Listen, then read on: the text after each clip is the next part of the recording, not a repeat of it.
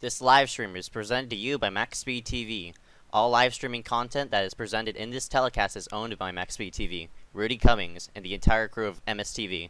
This may not be rebroadcasted, retransmitted, and retelevised without written consent. Please enjoy today's broadcast.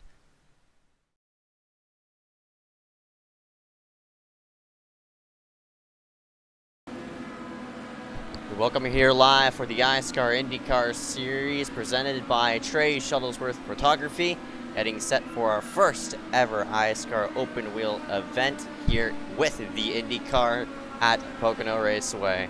My name is Ezekiel Reyes. I'm Benjamin White. We got Kenneth Bueno again alongside us tonight after doing a great job on Wednesday. He will be back with us on Friday nights as well. Kenneth, how excited are you for the first race of the IndyCar series? Yeah, I'm excited. I'm super excited being here, and I'm excited being in the booth again. It was a lot of fun doing that on Wednesday, so I'm glad that I would have that opportunity to do this again with you guys. And but concerning this race, it is going to be a really wild one. I mean, I was thinking about this track before we went to the broadcast, and I kind of compare this track to kind of a three-headed beast. And in the same way you have to attack each head, you have to attack each of these corners differently at this track. There's not really the same corner or same rhythm at this racetrack, and I think it's going to be super interesting to see how those drivers really adapt over the run.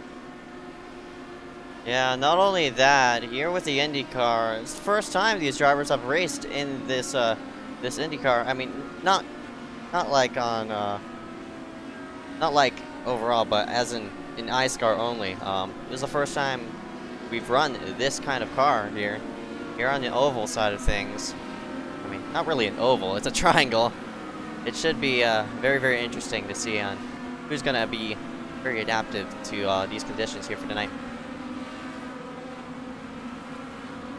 The track facts are being displayed on the bottom left side of your screen. Of course, 2.5 miles in length, one of the very few super speedways here in the United States of America. Banking.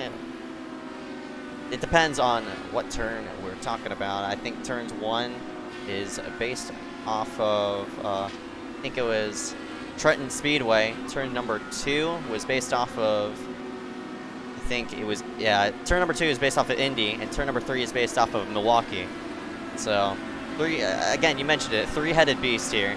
You have to attack each corner very differently. Yeah, and a little more info about this track. Opened in 1971, played host to a handful of NASCAR Cup Series, Xfinity Series, Gander RV and Outdoor Truck Series, Arkham Nard Series, which they ran tonight.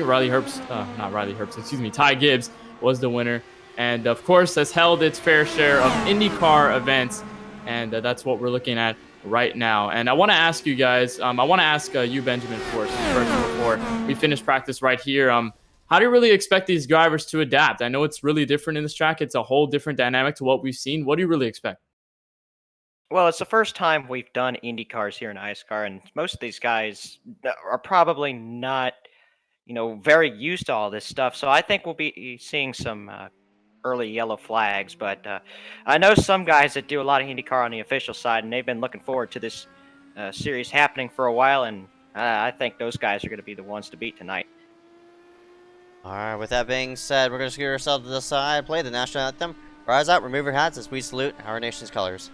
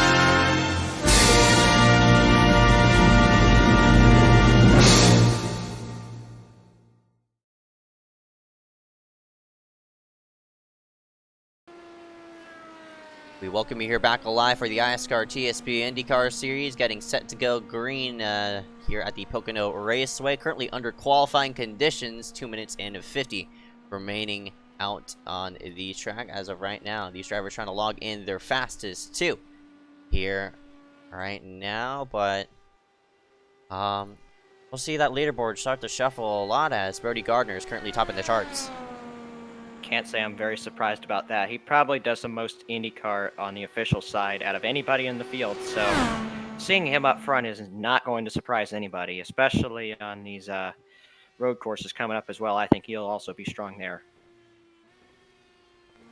Yeah, and of course, you mentioned those road courses that we're hitting this season. Watkins Glen will be the next race this season, and that's the first time these drivers tackle a road course this season. Then goes Road America. Laguna Seca is the season finale, so that is a handful of road courses. We only have just about 3 ovals, I believe. Yes, 3 ovals this season, including this one here at Pocono. And I'm really looking at some of the drivers going right now. You see Christopher Wheel now at the top of the charts. Brody Gardner now falls to 2nd place and goes Hunter Johnson, Jackson Hartman. Liam Sheen rounds out the top 5. Liam Sheen, I saw him in Wednesday's race. He did a phenomenal job, qualified up there in the field. And you're looking at Glenn Bundren right now in the PPM car. Handful of PPM cars tonight. Their allegiance stays tight.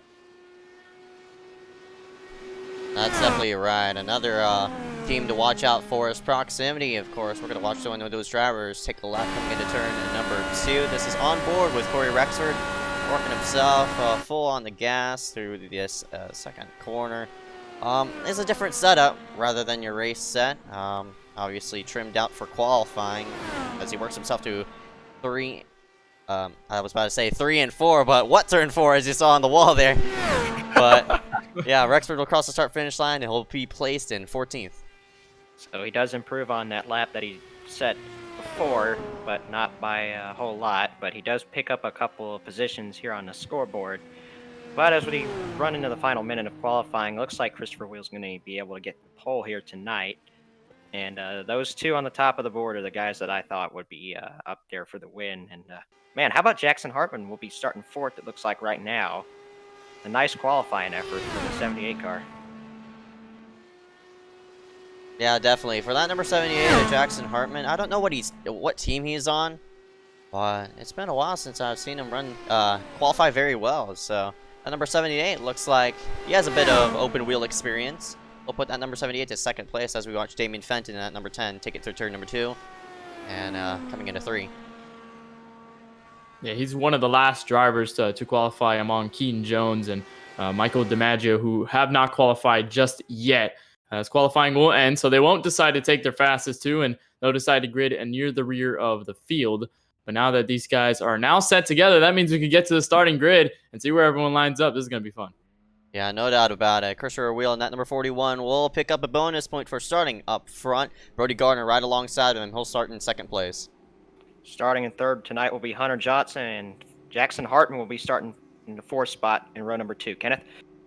Heading into row number 3 will be the 44 of Liam Sheen, starting just inside the top 5. And alongside him will be the 66 of Derek Smith.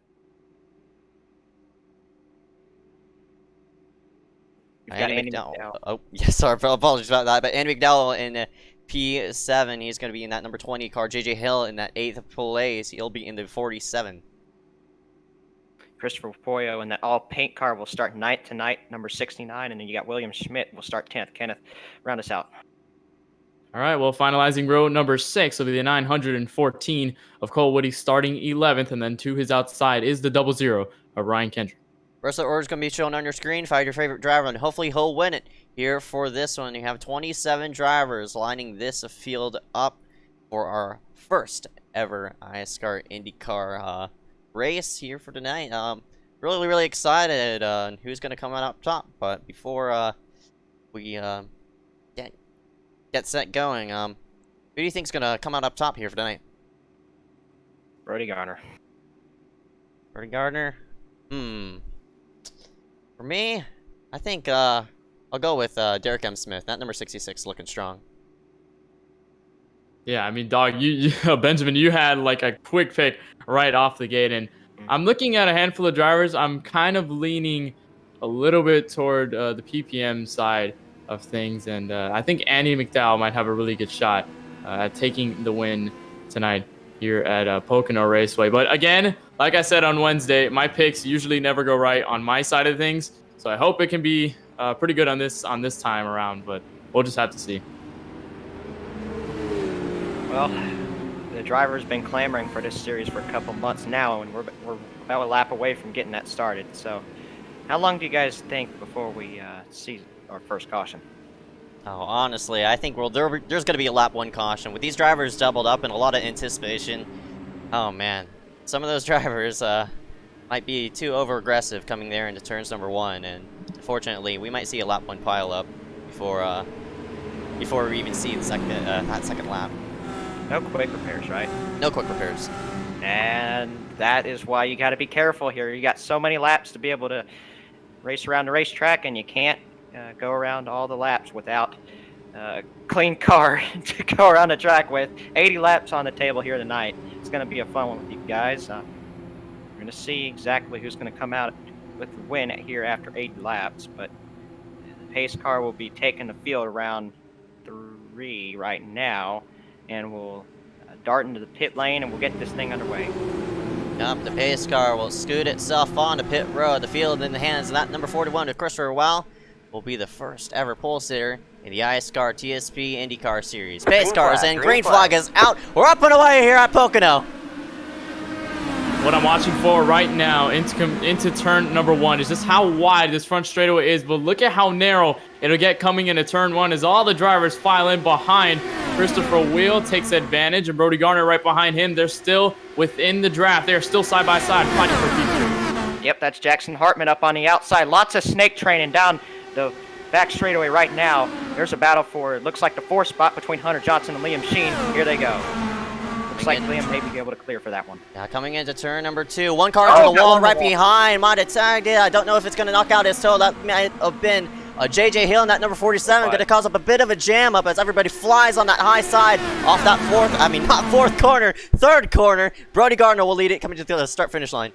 Yeah, he put a move on Christopher Wheel for the first spot, and he's going to be able to take it. We do get our green flag first lap in, so that's a great sign right now. Hartman slides into the 3rd spot. Liam Sheen going to try and track him down, though, through 1 and 2. Yeah, here's where the draft plays a huge part at this track. Couple drivers tagging the wall. They're coming a little bit wide off the corner. You see a handful of drivers right in that mix, but you mentioned Brody Garner took the P1 spot. He has not looked back, but Christopher Wheel is still behind him. Jackson Hartman trails in 3rd. They're seeming to pull away from the rest of the field. Liam Sheen just disappeared right after he hit the wall. I think he just ulted forward out of the race, realizing that you can't really drive a damaged IndyCar here. These are one of the most sensitive cars here on the service. As they got on the front straightaway, Brody Garner will lead another lap, as we're still under green right now. Better than I expected, Kenneth.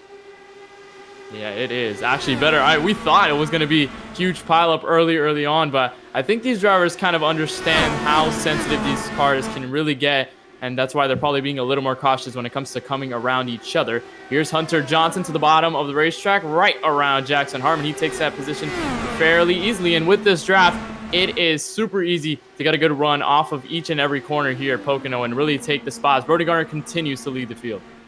Yeah, that number 55 looking strong as of right now, but the draft is going to play advantage with that number 41 at Christopher Wow on board with him as he follows his tire tracks down to the start-finish line. Brody Gardner still retains it, and you see that whole field just all over each other right behind as they try to sniff off the draft coming into 1. One car's darted into the pits. Not sure who that was. Maybe Michael Bianchini. I'm not too sure right now. Maybe JJ Hill, because he did get the wall, maybe coming in to repair some damage right now. But they head down the back straightaway. Brody Garner continues to pull away as we got a little bit of fanning out near the back of the field. Looks like those guys are going to get back together right now. Single file throughout the field. Yeah, that was Matthew Klein. You looked on your screen. There's a handful of drivers in this mix as well, fighting for P number 6. Andy McDowell, William Schmidt among those drivers, and they're right close to each other, but you can't get too close in these cars. You can't get really too comfortable on board with Aaron Maroney, the SPG Evo SimSport Dallara IndyCar right now. And one of the things I want to watch for as this run progresses is kind of how these drivers really handle the throttle management when it comes into these corners. As the tires wear down, the car gets slower. The car tends to provide a little more understeer. Around in turn 1. I'm not sure who that is, but they have stopped up on the outside. It's Cole Woody in the 914. He goes around to bring out the first caution here on lap number 5. Got in more, reckon. Oh no, who was that? Damian Fenton after the caution has spun as well. Oh boy, so 2 separate incidents, guys, to bring out the first caution, but we did get a 4-lap green flag run, which is pretty good for right now. I'll tell you that much.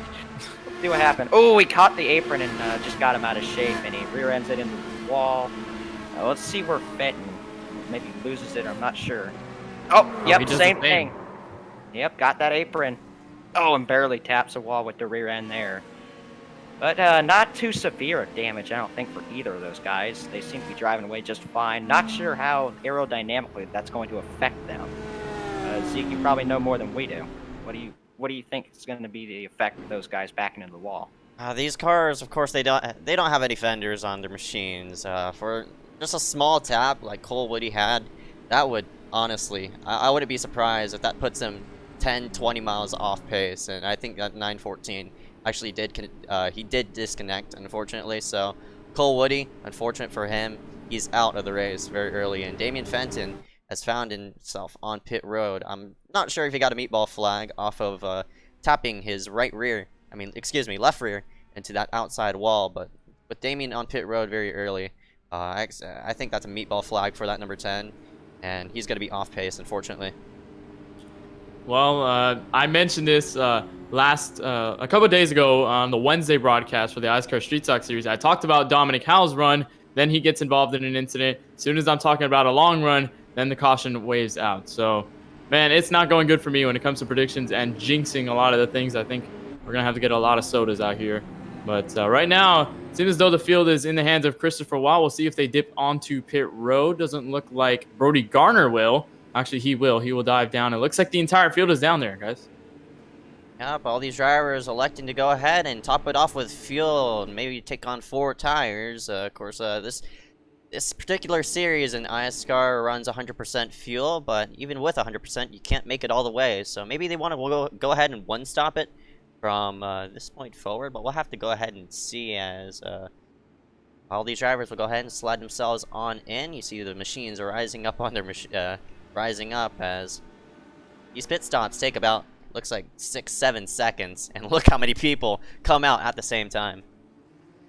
Yeah, look how quick that was. I think we saw somebody take over third. That might have been Derek Smith. Correct me if I'm wrong. That's right. Into third. Yes, it is Derek M. Smith. He takes third.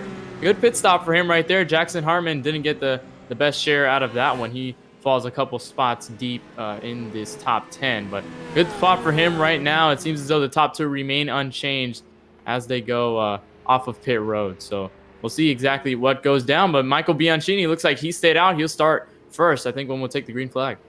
Well, I'm not sure if he stayed out to lead a lap or not. Yeah, might pick up. He picks up an extra bonus point for doing that. So we'll see for that number 48 and Michael Bianchini if he does want to hit pit road with 1 to go or coming to 1 to go. We'll have to see for that number 48. He started himself in 19th. Is now sitting obviously in first. Is splitting him in 13th because the banner scores across the line rather than by relative. He'll be in this time. He's taking an access road, which probably means he's going to be coming in for service. So that will hand the lead back to the pole sitter, the 41 and Christopher Wheel. Smart play by the 48 to stay out and at least lead a lap and get a bonus point right now, because you'll never know if that's going to be able to play towards the championship run. Not sure if he is running for the championship, but I mean, always good to get a lap let in, as looks like we may have taken the 1 to go here, guys. Nope, that's right. 1 to go this time by. Everybody will have to start single file. So what you'll tend to see in the IndyCar series is everybody will gather up right against that outside wall. You get black flagged if you pass on the inside, but you don't get black flagged if you pass on the outside. So what these drivers, what the leader wants to do, Christopher Waugh, he wants to go ahead and put that car right up against the wall, defend off that position, and maybe get a run coming out to the start-finish line. You could arc it in down to the low side and maybe shortcut it just by a bit. We'll have to see what the number 41 does, because a green flag comes out on that front stretch rather in the turns on traditional ovals. So that number 41 just has to keep himself good coming into turn number 1, because that draft is going to play a huge role here for this restart. I think we're going to see a lot of snake drafting off the restart. I think you'll see a lot of people breaking the draft, and then in response, these guys are going to try and follow them down to be able to get that draft, because you don't want to be losing track of whoever you're battling with. You want to be able to draft up to them and get that spot from them. But top 5 right now: Christopher Wheel, Brody Gardner, Derek Smith, Hunter Johnson, and Andy McDowell. Kenneth's picked to win. He's up in the top 5 now. You got Mara Mulrooney in the 6th spot, William Schmidt 7th, Corey Rexford up to 8th, Dominic Howell 9th, and Glenn Bundren rounding out your top 10 as of right now. Yeah, Benjamin, you mentioned it perfectly when it came to snake trailing all the way down the front straightaway and how wide it is. And I think with these single file restarts, it's really going to give a prime opportunity to a handful of drivers deep within the field to get that draft and really take positions from there going into turn 1. But this is what we're going to see as soon as the pace car looms down. We'll take the green flag this time by lap number 9. Christopher Wheel is in the hands of the field. He'll take the green flag here at Pocono. They're all the way down the racetrack. Yeah, well, scoots himself right up against that inside wall, but Brody Gardner might be there as you see a bit of 4-wide action right behind as 2x2 heading into turn number 1. Brody wants to try the high side. Yeah, he's getting a big run off the outside. We have a trouble in the mid part of the field. Big crash. Upside down. Christopher Poyo careening down to the inside. A car goes airborne as well. More flipping in the back. Holy cow, guys. Big crash here on lap number 9. Oh, my and take out goodness. several guys. Joe Berge involved. I see him upside down. Yeah, that's a lot of drivers in there. Joe Berge flips on the racetrack. He stays upside down. He might have to tow that race car unless somebody can give him some help of flipping back around. But we're going to take a replay and see exactly what went down there. I think it was another case of just another driver hitting the apron, the car just coming up under them, and a huge flip for Christopher Poyo. He had a wild ride, and it's not the only ride out there because there were a handful of drivers going upside down. You see, I believe that's JJ Hill, the 47. He goes up into the wall as well. Joe Berge pretty much top spinning all the way down the racetrack, and I think Ryan Kendrick is also involved in there as well. So lots of key drivers out of this one. This is tough, and they were the ones going 4 wide pretty much into turn 1. Yeah, you see this car right here. He hits the inside apron there. That's Dominic Howe. He basically triggers that incident, and these guys just don't brake, and cars are just flipping everywhere. Poyo had nowhere to go, and then watch these guys coming in. Oh my goodness. Ryan Kendrick, one of them. Joe Berge, another. He's spinning like a top to the inside of the track, and another car involved was flipping to the inside. Aww. Joe just overcorrected right into... Oh man, I can't even tell who that was. So many cars are similar looking out here, but I mean, that is just unbelievable. These guys did not use their brakes at all, and that collected more cars than it should have. I'll just say that. Is that JJ Hill that might have gotten involved? That might have been hit. Berge hit the apron as Dominic Howe hit the apron, of course, but Berge also hit the apron, and fortunately for JJ Hill, he had nowhere to go as Berge overcorrected, and you see the 0-0 of Ryan Kendrick just absolutely destroyed. He was slowing down for the wreck. He had it avoided, and then here comes Berge just flying right into him. That sucks. Yeah, he was not expecting that at all. He was slowing down significantly. He thought he had it down, and you really can't do much there when the guys are wrecking behind you. So that's super tough for the 0-0 of Ryan Kendrick. Now he has to get that damage fixed. A tough break for him early on. And now that puts us on the second caution flag of the night on lap number 10. Boy, it's been a caution fest a little early on. We haven't had that long flag run. Only from the green flag we've had it, but so far it's been pretty yellow filled. Yeah, I mean, early in the race, 2 cautions, but as we eliminate cars, I think that's going to give us the opportunity to get a long green flag run in when we have a lot less cars on the racetrack. There won't be a lot of potential for a big crash. But, I mean, there's always the danger of somebody just accidentally clipping the apron and self-spin. You got all kinds of different ways the caution could come out. But right now, under pace right now, that is Christopher Wheel up front. But I think we can get a green flag run. It's just going to depend on how these guys are going to manage themselves around other cars. Oh, that's right. And, man, with that big wreck, we took out, looks like, yeah, a quarter of the field. I only see, it looks like 15, 16 drivers on the lead lap. 47, JJ Hill, he's on pit road. Christopher Poyo, he's on pit road. Joe Berge, he's on pit road. Yeah, 19 drivers out on the racetrack, but not all 90 of them are going to make it to the checkered flag, unfortunately. And we're yet to cross that halfway point, too. So, with one more pit stop left, this thing could still be changed. Still a long way to go in this race. I mean, 80 laps here, Pocono, especially how large this track is. It's 2.5 miles, so it's a very, very large track you have to get around here, Pocono. And especially with the amount of laps we have here, it's just going to be even longer for these drivers. And still a long way to go, so even if you have a little bit of a hole, you can kind of pick yourself up out of there as far as the rest of the race goes. But looks like the yellow flag will still be displayed. I think we'll get the one to green this time by. We should, and we do. So we'll get one more around before we take the green flag, and Christopher Wheel will be in the lead once again. But Brody Garner, he has been tough. I don't think he's going to give an inch. Yeah, no doubt about it. You saw that restart. Brody was being absolutely on it coming into turn number 1 before that caution came out. Unfortunately, he couldn't complete the pass, but that draft, as I said, it plays a huge, huge role on restarts. And for Brody, he just sniffed up to the backside of that number 41. Try to pass him there on the high side, maybe pitch down Christopher Pollo, but unfortunately it didn't work out for Pollo.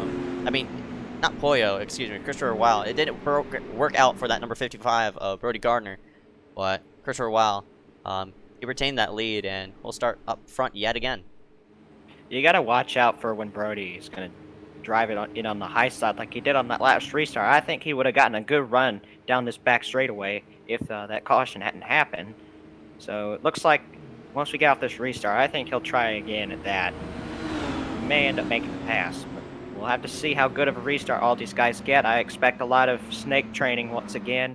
These guys will try to break the draft, sniff the draft, whatever they can to get as much position as possible. But we go through this small straightaway right here. We'll be going around turn number 3. The pace car will go in, and we will be taking the green flag. Yep, there's 3 straightaways here at Pocono. Obviously, the first one, the front straightaway, next one, the back straightaway, and that one off of turn number 2. The, I think the long pond straightaway, they usually call it the short shoot or something like that. I don't know if the long pond straightaway is the same as the back stretch, but naming rights and such. Pace car is going to head itself onto pit road. Christopher Wall is going to lead to the green flag, and we'll go back racing here at Pocono.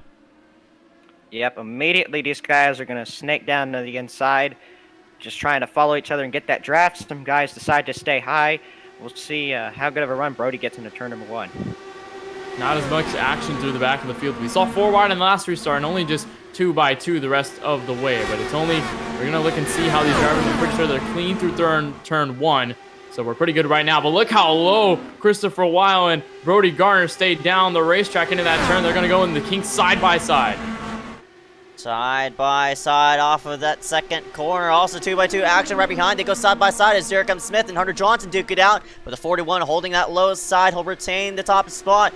Brody's going to have to scoop himself right behind. Hopefully that draft will play an advantage. As you see the scrambling right behind as well. Brody the low side for the lead.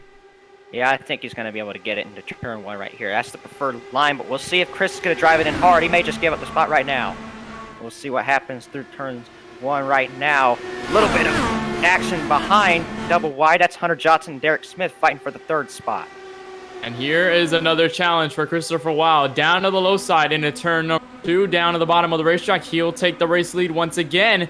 But we saw in the last lap, Brody Garner does not hold out on that outside line. He's able to keep it on this right side of Christopher Weil right now. As Derek M. Smith, he might take advantage of these guys continue side by side. Watch for a crossover down the front straightaway. You're going to see him get right behind Christopher, maybe pull the outside. Here he goes. Still side by side now down the front straightaway as they head into turn number 1. Looks like Brody Gardner may be able to take the lead. We'll see how hard he drives into turn 1. Looks like Christopher's going to be able to hold the inside really well. Watch him go down the back straightaway right now. We'll see if any more snake training goes on. These guys side by side. Maybe Derek Smith's going to have an opportunity to maybe take the 2nd spot as we see now Brody goes to the inside, trying to defend that spot into the tunnel turn. Yeah, Brody went to the low side, a lane under to fend off that pass by the 41, Christopher Weil, but he made himself to the high side, and he's making it work. Right up to the high side. He'll get a run right up off the corner. We'll see if Derek can go ahead and help one of these 2 cars, but Christopher Weil will lead that lap as Brody slots into the 2nd place. The number 41 leads another one. This is the most side-by-side action we've ever seen between these top two, and they're still at it. Brody Garner to the bottom of the racetrack. He's trying to make it work all the way to the white line, but it looks like that half groove higher is still working for the 41 right now, as I believe they were almost side-by-side. Looks like Hunter Johnson takes over third place over Derek M. Smith. Looks like he got it into turn number 1, but they're still side-by-side. Christopher Will is not holding out. He is still right to that side of that number 55 Dallara IndyCar. They're still side-by-side into turn 3. This will be the battle to the line. Yeah, these guys are putting on a show right now. Look at that pass on the outside. Christopher Wild takes the lead down the front straightaway. Now we'll see if Brody's going to have a counter move right here. He does. Goes to the inside right now. These guys are going to be close heading into turn number 1. We'll see how hard Christopher's going to drive it in on the outside now. Rolls reversed from the last couple laps, but man, he's driving it hard right now. Derek Smith also looking at this battle. Maybe if these guys get a little too close and stall each other out, maybe Derek's going to have a move in these next couple laps right now. But as they head into the tunnel turn, they're still side by side, Kenneth. Yeah, and when they're side by side, I'm thinking about those tires and how they wear down. You're on board with Derek M. Smith, who's peeking into this top 2 battles. We got a yellow flag. Looks like that's Hartman. Jackson Hartman. Yeah, he's around on the racetrack. He was in the top 5 early on in this running, and I think he might have had a little bit of trouble in turn 1. That seems to be the place where we have a lot of trouble, but we're going to take a replay, see what happened there. As soon as they were battling, somebody gets into trouble.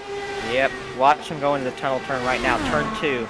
Jackson enters low and gets that apron. Another person who gets the apron and has trouble. He hits the inside wall significantly hard. Some damage to the front end of that car.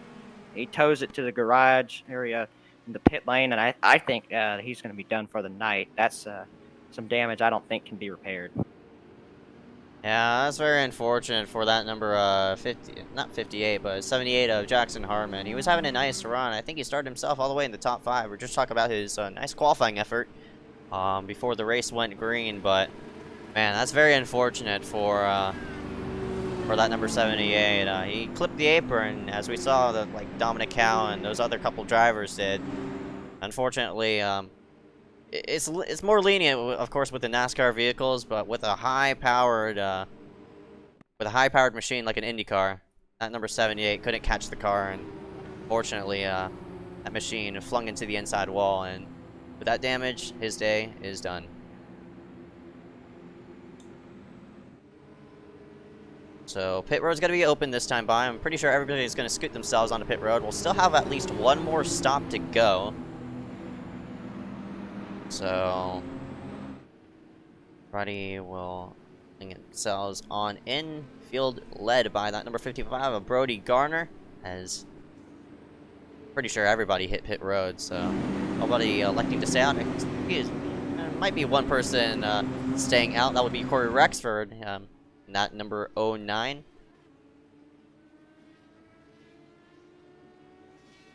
Yeah, all these drivers will scoot themselves onto pit road. Easily a 4-tire call for all these drivers. As you see those machines lift up, they slap on 4 and up and away they go.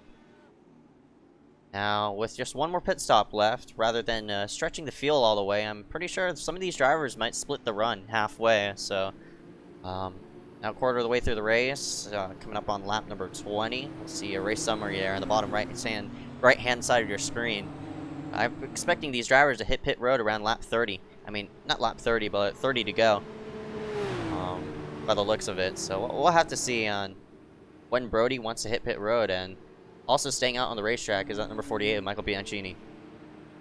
Yeah, I think with these two leaders, that was Brody Garner and Christopher Wow, I think that caution was really what they needed in order to stay away from the 66 of Derek M. Smith. He was catching those guys when they were side by side throughout those handful of laps, and he was really peeking his way into the draft as soon as the yellow came out. Was right when he was in the target spot. So, that kind of saved them a little bit when it came down to battling for position and those tires wearing out through that run. But looks like this caution came out, so it kind of saved them, and all of them took tires. So they'll be on fresh tires on this restart. And just a reminder that iSCAR opening week does not stop from here. We go tomorrow night for the Corey Hartz Media Super Speedway Challenge. That'll be right here on MaxspeedTV with the NASCAR Truck Series cars.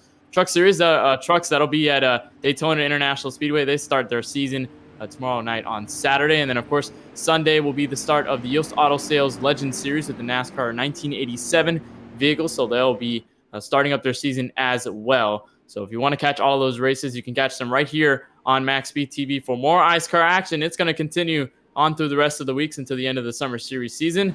It's going to be a lot of fun, especially going into the winter with a lot of these new series like this IndyCar series. Yeah, Daytona is going to be the site of the next 2 races, Saturday and Sunday. So, yeah, I'm looking forward to calling these race on Saturday. Sunday, man, I can't wait to see how many blowovers we see, because I'll keep a blowover counter, because we're at Daytona, and I'm thinking we're going to get at least 2 blowovers. Yeah, of course. With the old Legends car, no roof flaps, and I don't know who manages the cars. I think it's Drew Adamson or somebody else, but probably thinking of commentator rather than an actual staff member. But yeah, one of those staff members flicked the switch, and those cars went airborne and such. So very, very fun to see. As a spectator, it's fun to see, but as a driver, it's definitely not. It's going to be stressful out there for those drivers. It's way harder to handle those cars, and I know firsthand it's going to be way harder to manhandle those cars around the racetrack than a normal truck series or Xfinity series or Cup car around Daytona. So it's going to be quite interesting to see who's going to be the fastest drivers there. But as we go through the Long Pond straightaway right now into turn 3, we're about to get this race back underway. Brody Garner is going to restart this race from the lead. Everybody hugging that safer barrier and not wanting anybody to pass right up against that high side, but Brody Garner and that number 55 will lead it to the green as the rest of the field will go ahead and scrunch itself back up. Pace car is in, and we're back green here at Pocono. I was about to say Talladega, but never mind of that. A lot of drivers fanning to the low side. Don't know if somebody missed this shift. This is a sequential shift. I mean, some of these drivers really fanning down low. Might have gotten a black flag, but to the low side, here comes the 41 Christopher Weil. He was one of the drivers to peak low among all these guys, and PPM is looking. Oh my gosh! Huge! If somebody's right in the air, we're gonna see who that is. Not sure if they've landed. I think that is Aaron Mulrooney. No. Aaron Mulrooney Jr. in a hard accident in turn 1. I think I saw a couple of drivers hitched to the apron and almost went around there. That was one of the PPM guys who I saw, but as soon as I was seeing that, I saw Aaron Mulrooney just pile into the outside fence of turn number 1, and we're going to take a replay and see exactly what happened there. Boy, that was wild. Oh my gosh. I've never seen a hit like that. Oh my lord. Alright, we're going to get a replay right now. These guys were fanning out pretty hard into 1. I saw some guys get into the apron.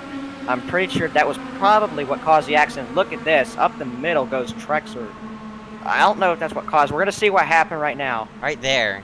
Oh, yeah. Who overcorrected? Oh, wow. My God. Right into the safer barrier that just launches him and sends him flipping out of the track, spinning like a frisbee in the air. One of the PPM cars gets loose and then just nowhere for Aaron to go. He just goes careening out of the track. He's out of the ballpark right now, but it's not as big of a crash as I thought it was, but a good amount of cars involved. One of them definitely done for the night. I can guarantee you that. One of those cars, one of those PPM cars, there was actually 2 PPM cars who hit the apron. Unfortunately for one of them, they did not save the car, but the other one did, and I think it was the number 37 of Glenn.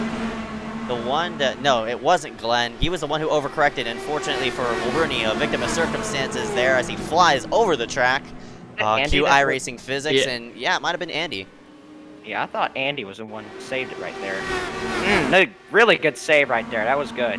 He was able to not overcorrect the car like most of the other guys have done today, but got in the brakes and just made sure that he was able to save the car. And as the caution came out, he was scored in the 6th spot, so that's where he will be maintaining that right now. But man, didn't even get through turn 1 without a car, flying out of the track. So that's not what we want to see. We don't want to ride around under caution, but here we go.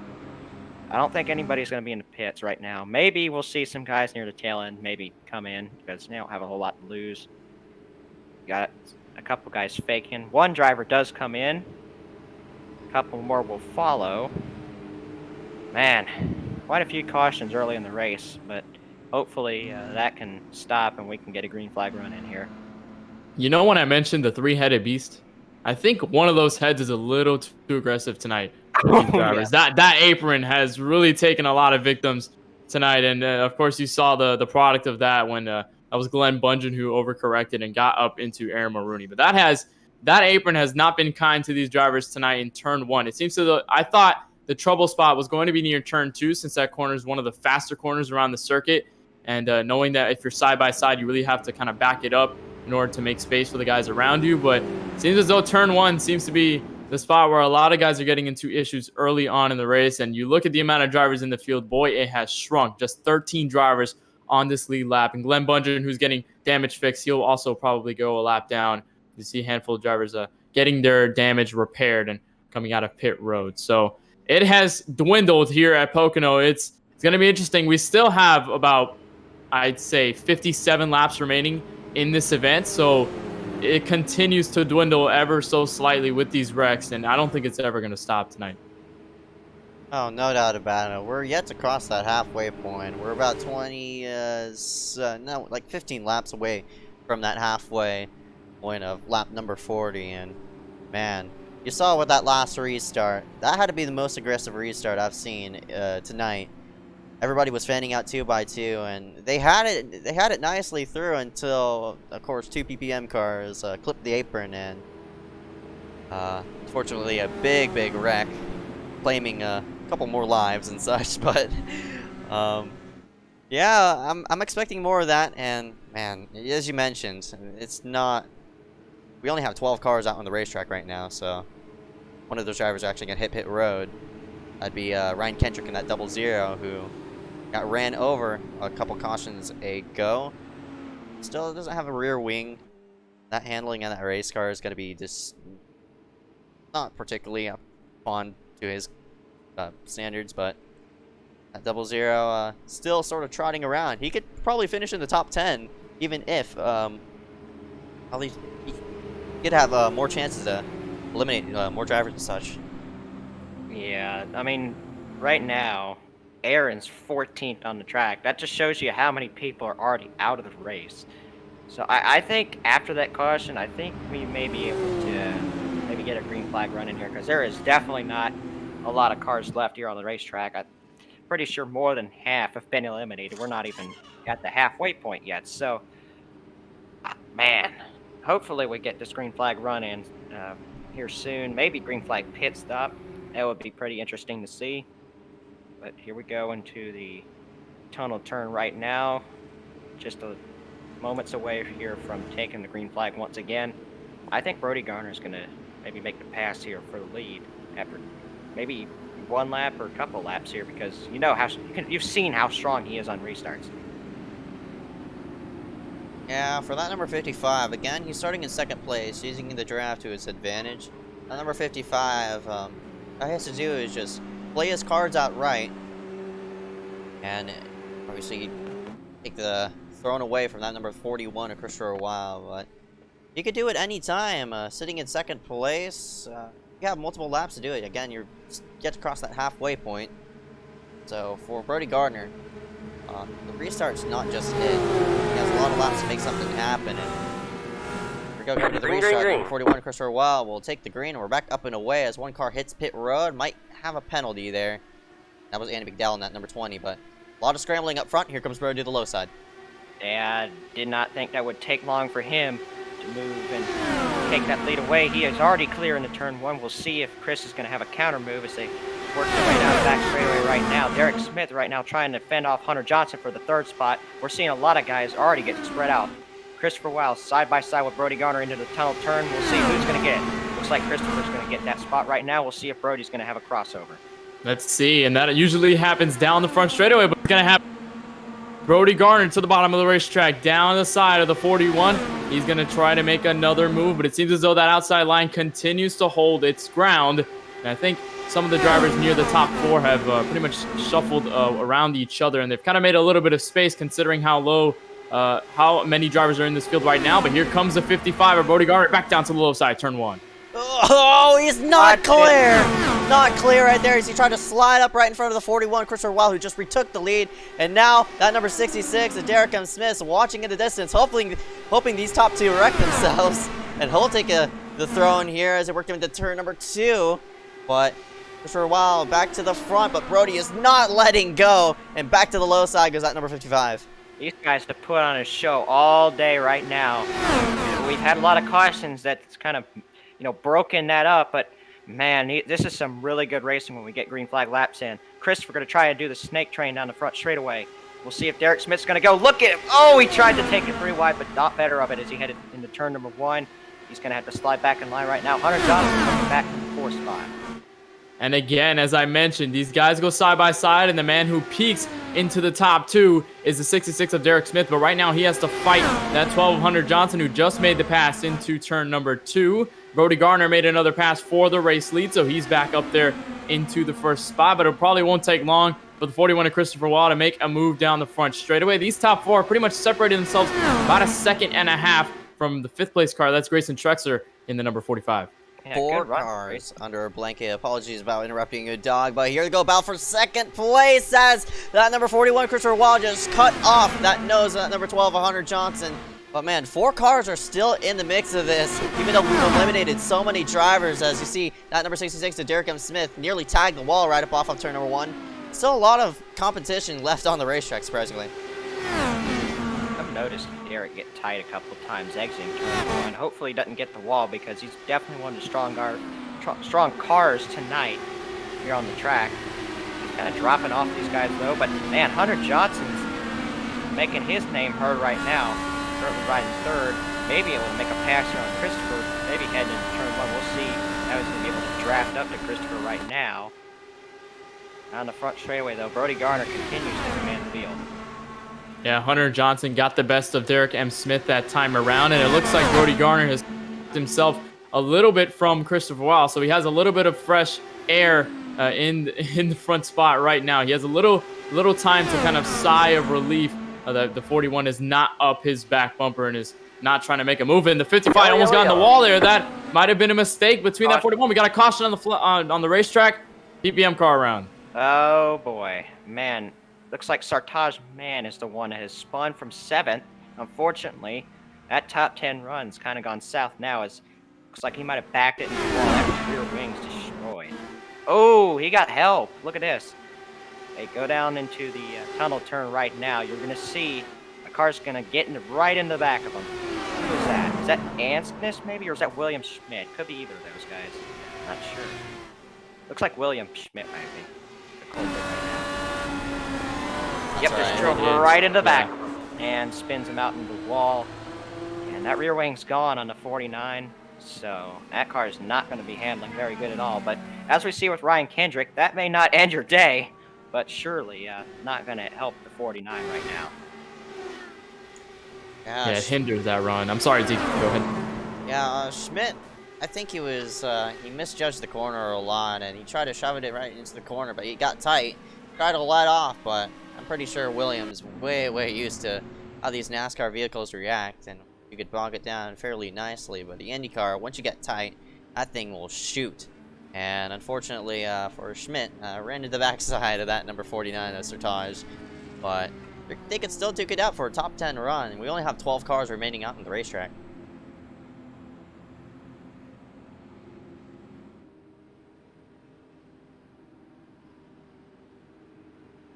Pit road's gonna open this time by. The only car on pit road is actually Michael Bianchini.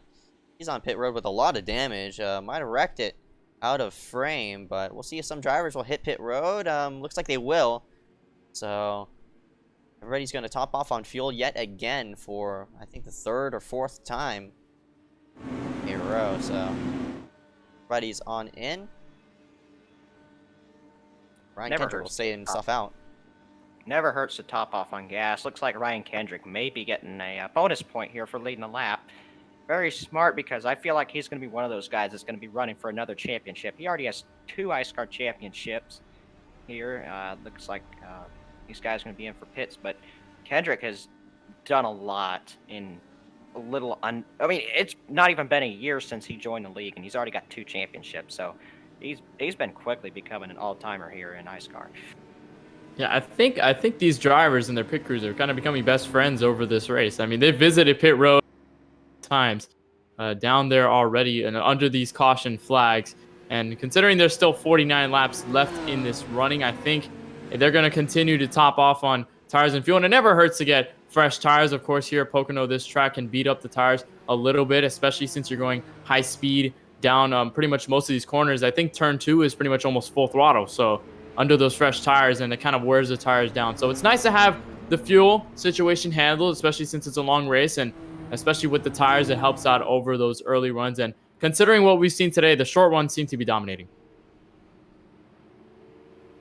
Yep, 0-0, Ryan Kendrick still up front. Mentioned about runs, we only have, looks like, I'd say only 10 or 9 competitive cars now on the racetrack. Competitive as in, quote-unquote, clean cars. I'll have to take a look at their incident points, if they made contact with a wall or not. Ryan Kendrick has a 4X. Brody Gardner has a 0X. No surprise. Christopher Weil, 0X. Hunter Johnson, Derek M. Smith, Kristen Trexler, Corey Rexford, Josh Ansnez, Andy McDowell, all 0Xs. Sertage and William both have 4. Of course, so that contact there with the previous caution. 1 to go this time by. Brody Gardner and that number 55 will lead it. Man, it has been one heck of a race, and we're not yet halfway through. A couple guys came in to top off here on that 1 to go. I saw Ryan Kendrick, of course, with that wing damage. Obviously, doesn't really want to be restarting up front just because of how that car's handling. The car's in also for service, but right now, we've taken the 1 to go. It looks like that's William Schmidt in for service right now, maybe repairing more damage. I'm not sure. Man, I think we're going to see another great battle for the lead off of this restart. Yeah, it has been pretty much entertaining between those top 2. They have put on a show for us tonight. And how about the guys in 3rd and 4th? Hunter Johnson and Derek M. Smith. Yeah, they need some credit as well, because they have been putting up some good battles through the top 2, battling on in those little runs, and they've been kind of working around each other as the run progresses. And Derek M. Smith almost had a shot at the top 2 when they were battling, but of course in a turn 1, you know, sometimes the angle isn't correct when going into that corner, and of course you have to kind of back out a little bit in order to stay in the safe realm in terms of turn 1, considering how dangerous it's been tonight.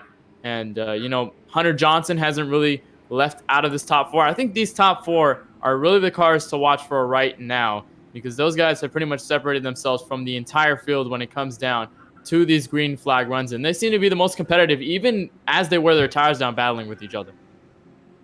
No doubt about it, but we'll see how this restart will play to their advantages as the pace car lights are off. Field in the hands of that number 55 of Brody Garner.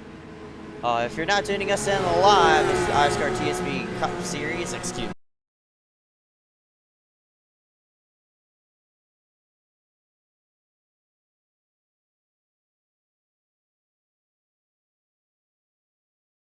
This is not good. I'll go ahead and get back into the stream.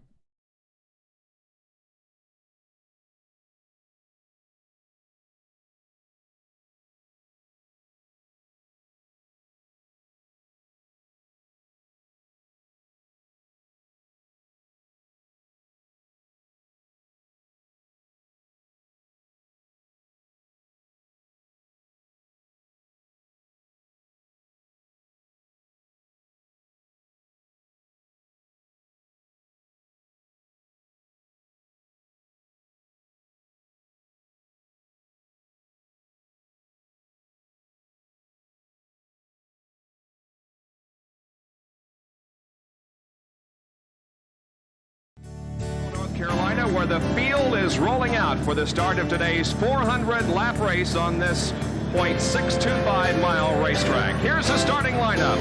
On the pole from Dawsonville, Georgia, in the number 9 Coors Ford qualifying and Winston Cup race from North Wilkesboro is underway. Crammer a nudge in the rear end, and now we're seeing some great competition out there between Dale Earnhardt and Bill Elliott.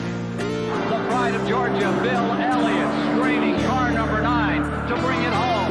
Ted Carling, Bill Elliott, 2-time winner of the Great American Race. Out of fuel, Bill Elliott and Dale Earnhardt. of 1987.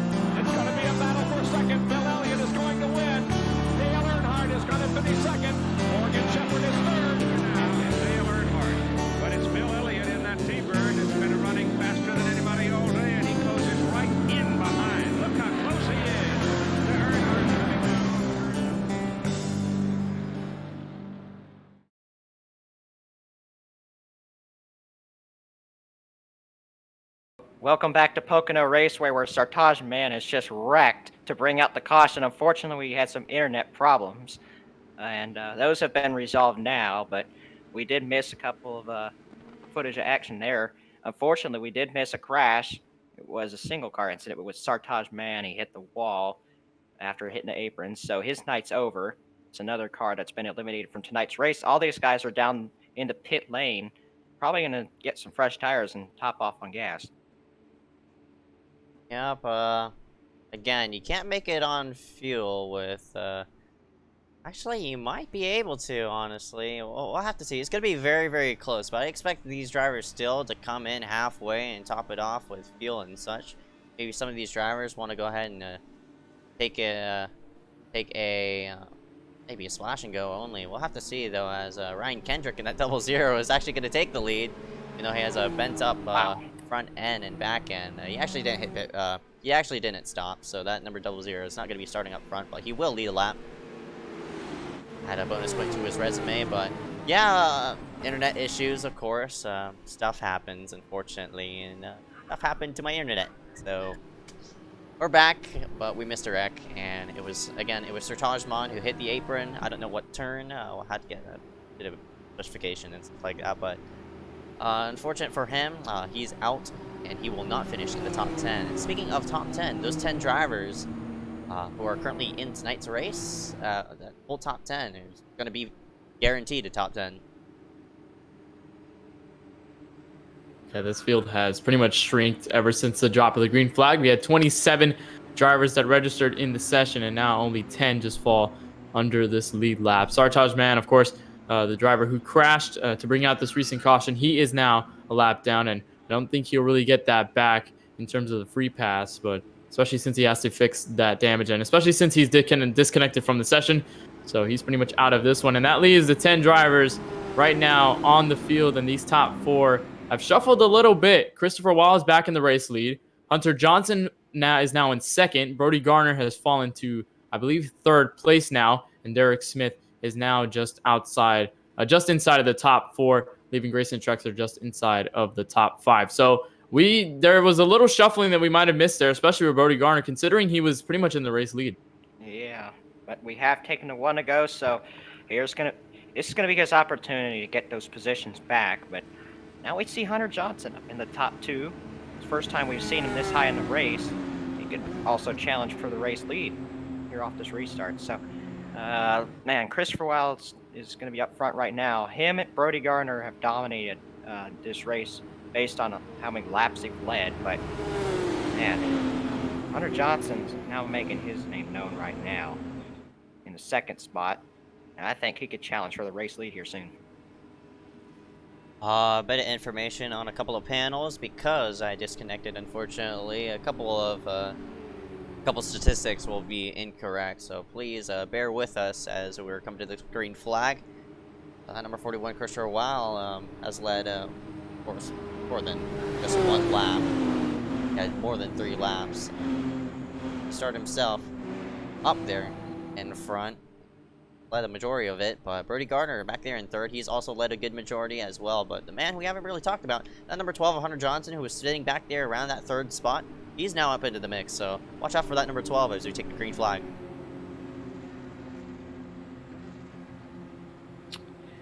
Well, we've eliminated 17 drivers. That's going to leave 10 drivers left to fight it out for the win.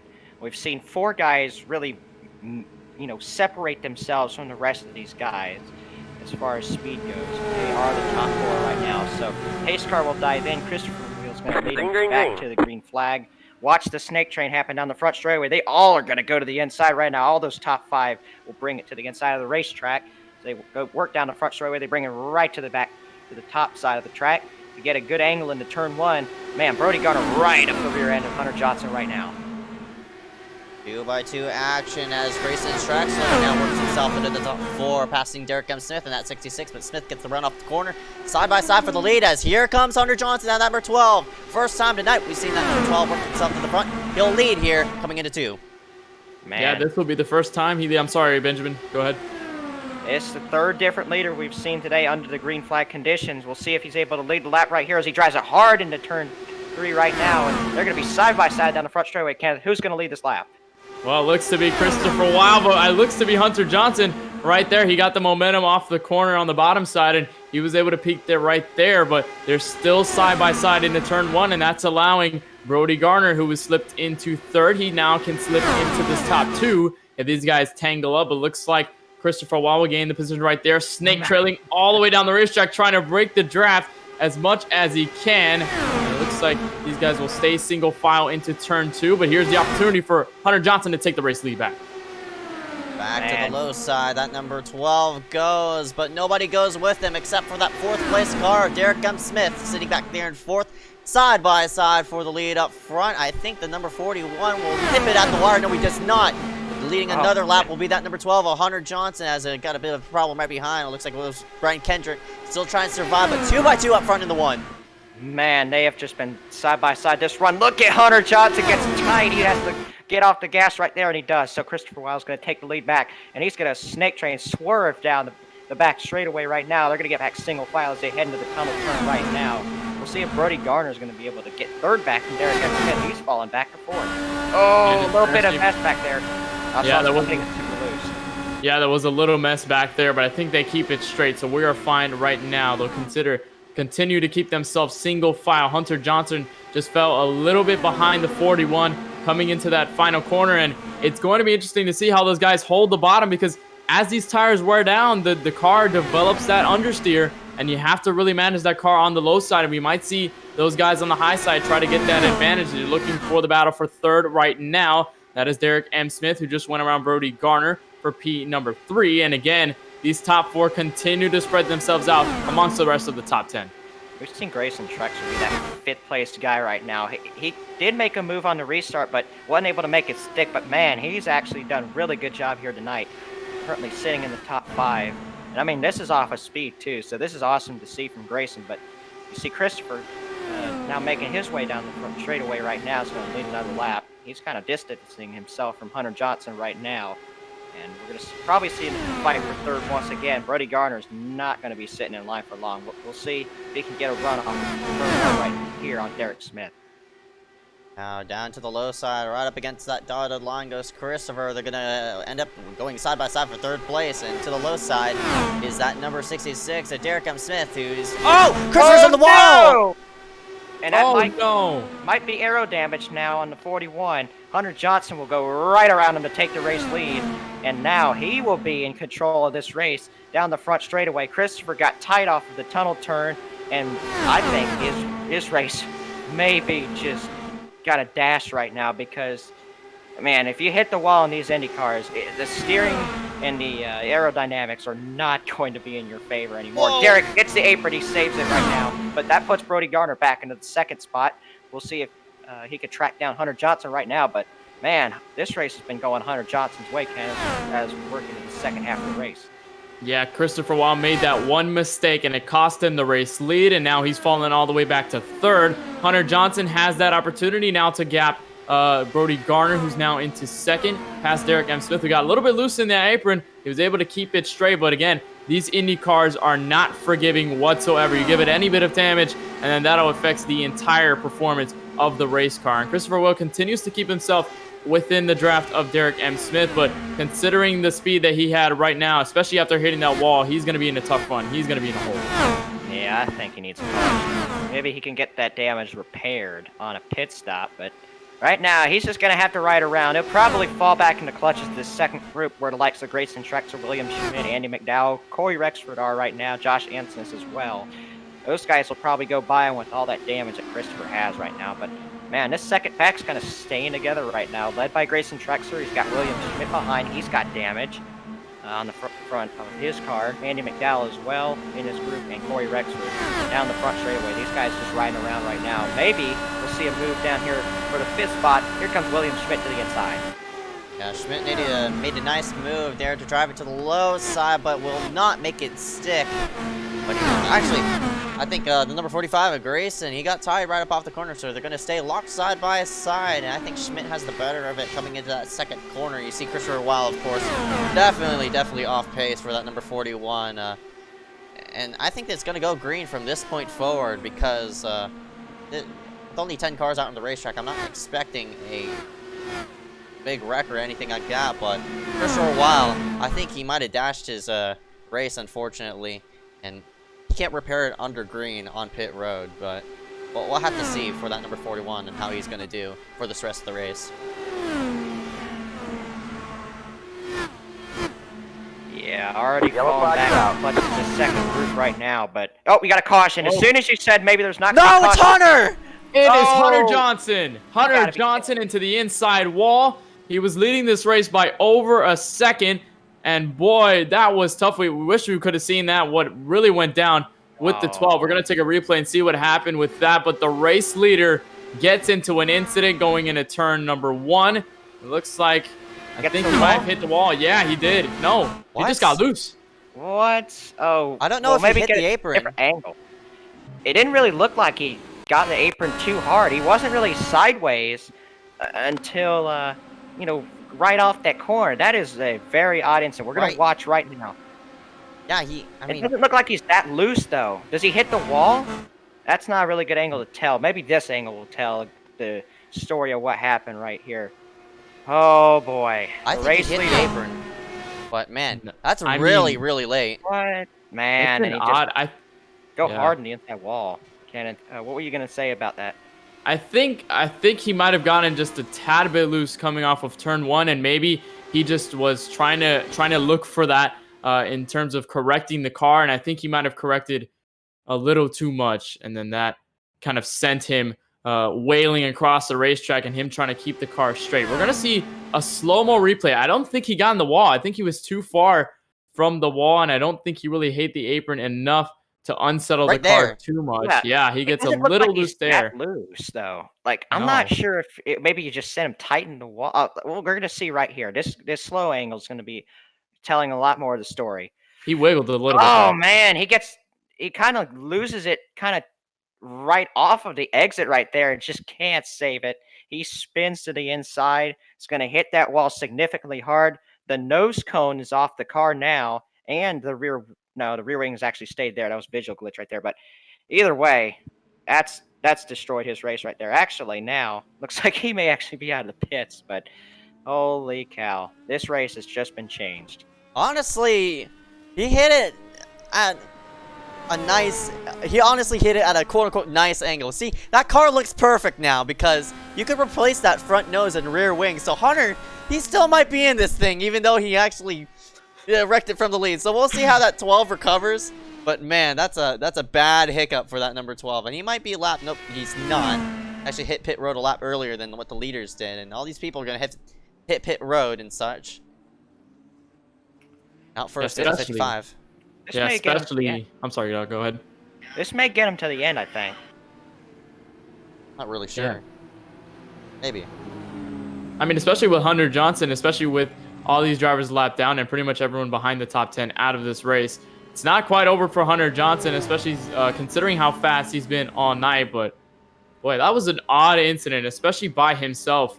It didn't look like nobody else was there around him. So it was just a self incident there. And that was tough for Hunter Johnson, but especially with what his car looks like right now, I think he's able to pick this back up, especially considering he's probably not going to be counted a lap down. He'll be on the lead lap once we take the green flag. But now that just gives the lead in the hands of the man who's been fighting for a position for that first place the entire race, and that's a 55 of Brody Garner.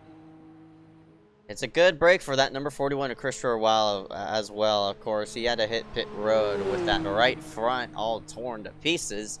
And with this caution coming out, luckily for him, he'll get that right front repaired and back onto the racetrack he'll go. And hopefully for that number 41, Christopher Weil, he'll be back into competitive shape and working himself toward the front. So maybe it's not over for that number 55 of Brody Gardner.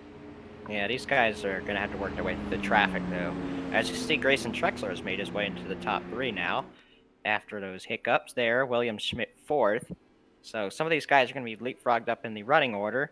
And guys like Christopher Weil and Hunter Johnson are going to have to recover here on this run. We're going to take the 1 to go right here. You see the 1 to go has been taken. The lights are off on the pace car.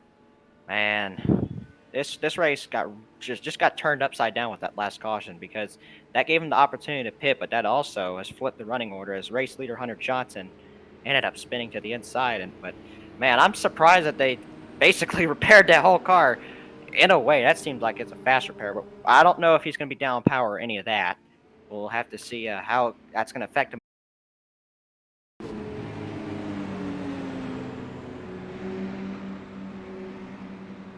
All right, we're back. Hello.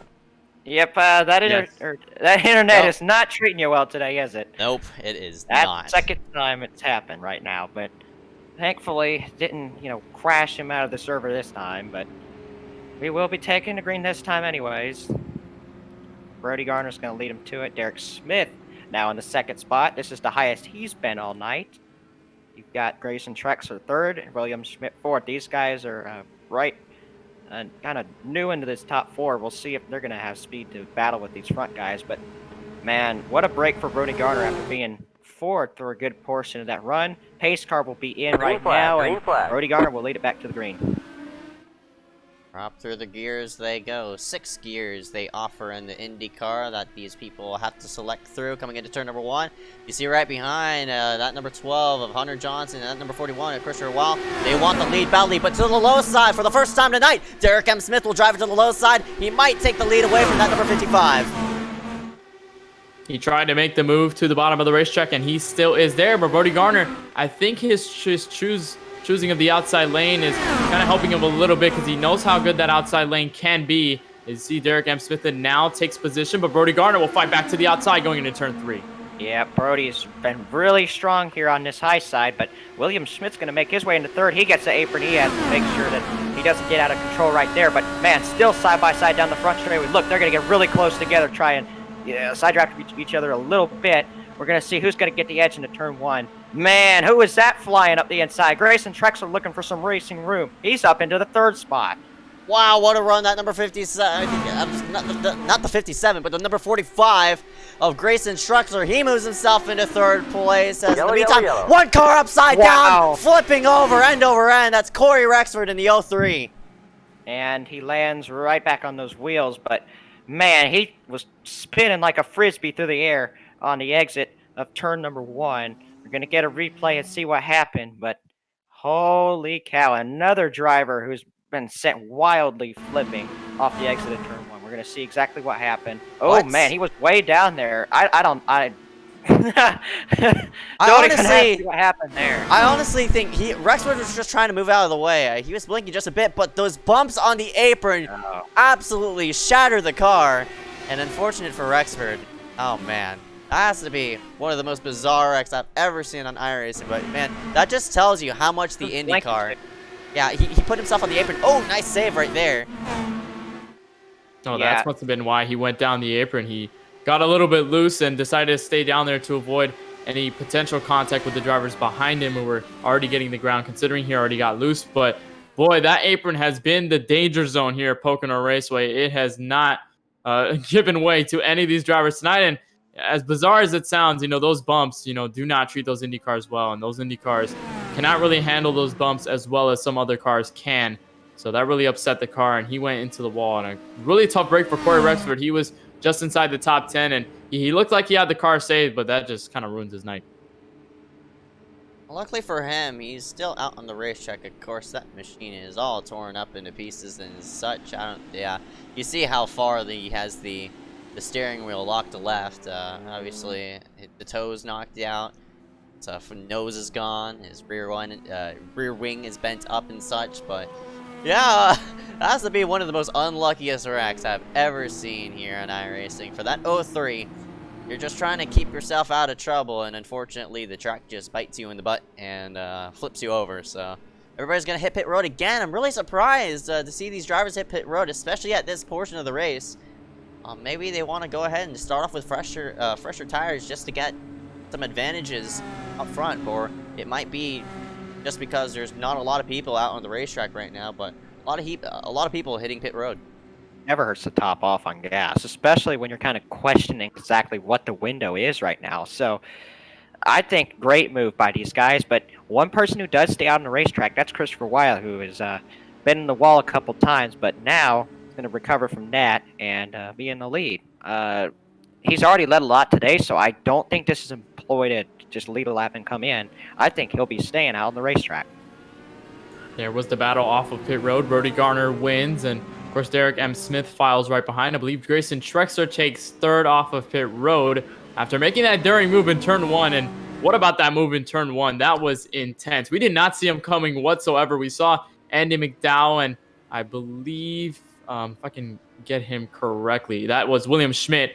Those two were battling for that position there, but Grayson Trexler just got a huge run on the front straightaway and really took advantage of that, and he files into third place now off of pit road. He'll be behind these two once they go green. I'm pretty sure everyone in front will pit once more, and we'll just see what happens between those guys. But we still got a long way left in this race, just about 26 laps remaining here at Pocono. So things continue to shake up, even as far as we've gone down this race with 10 people.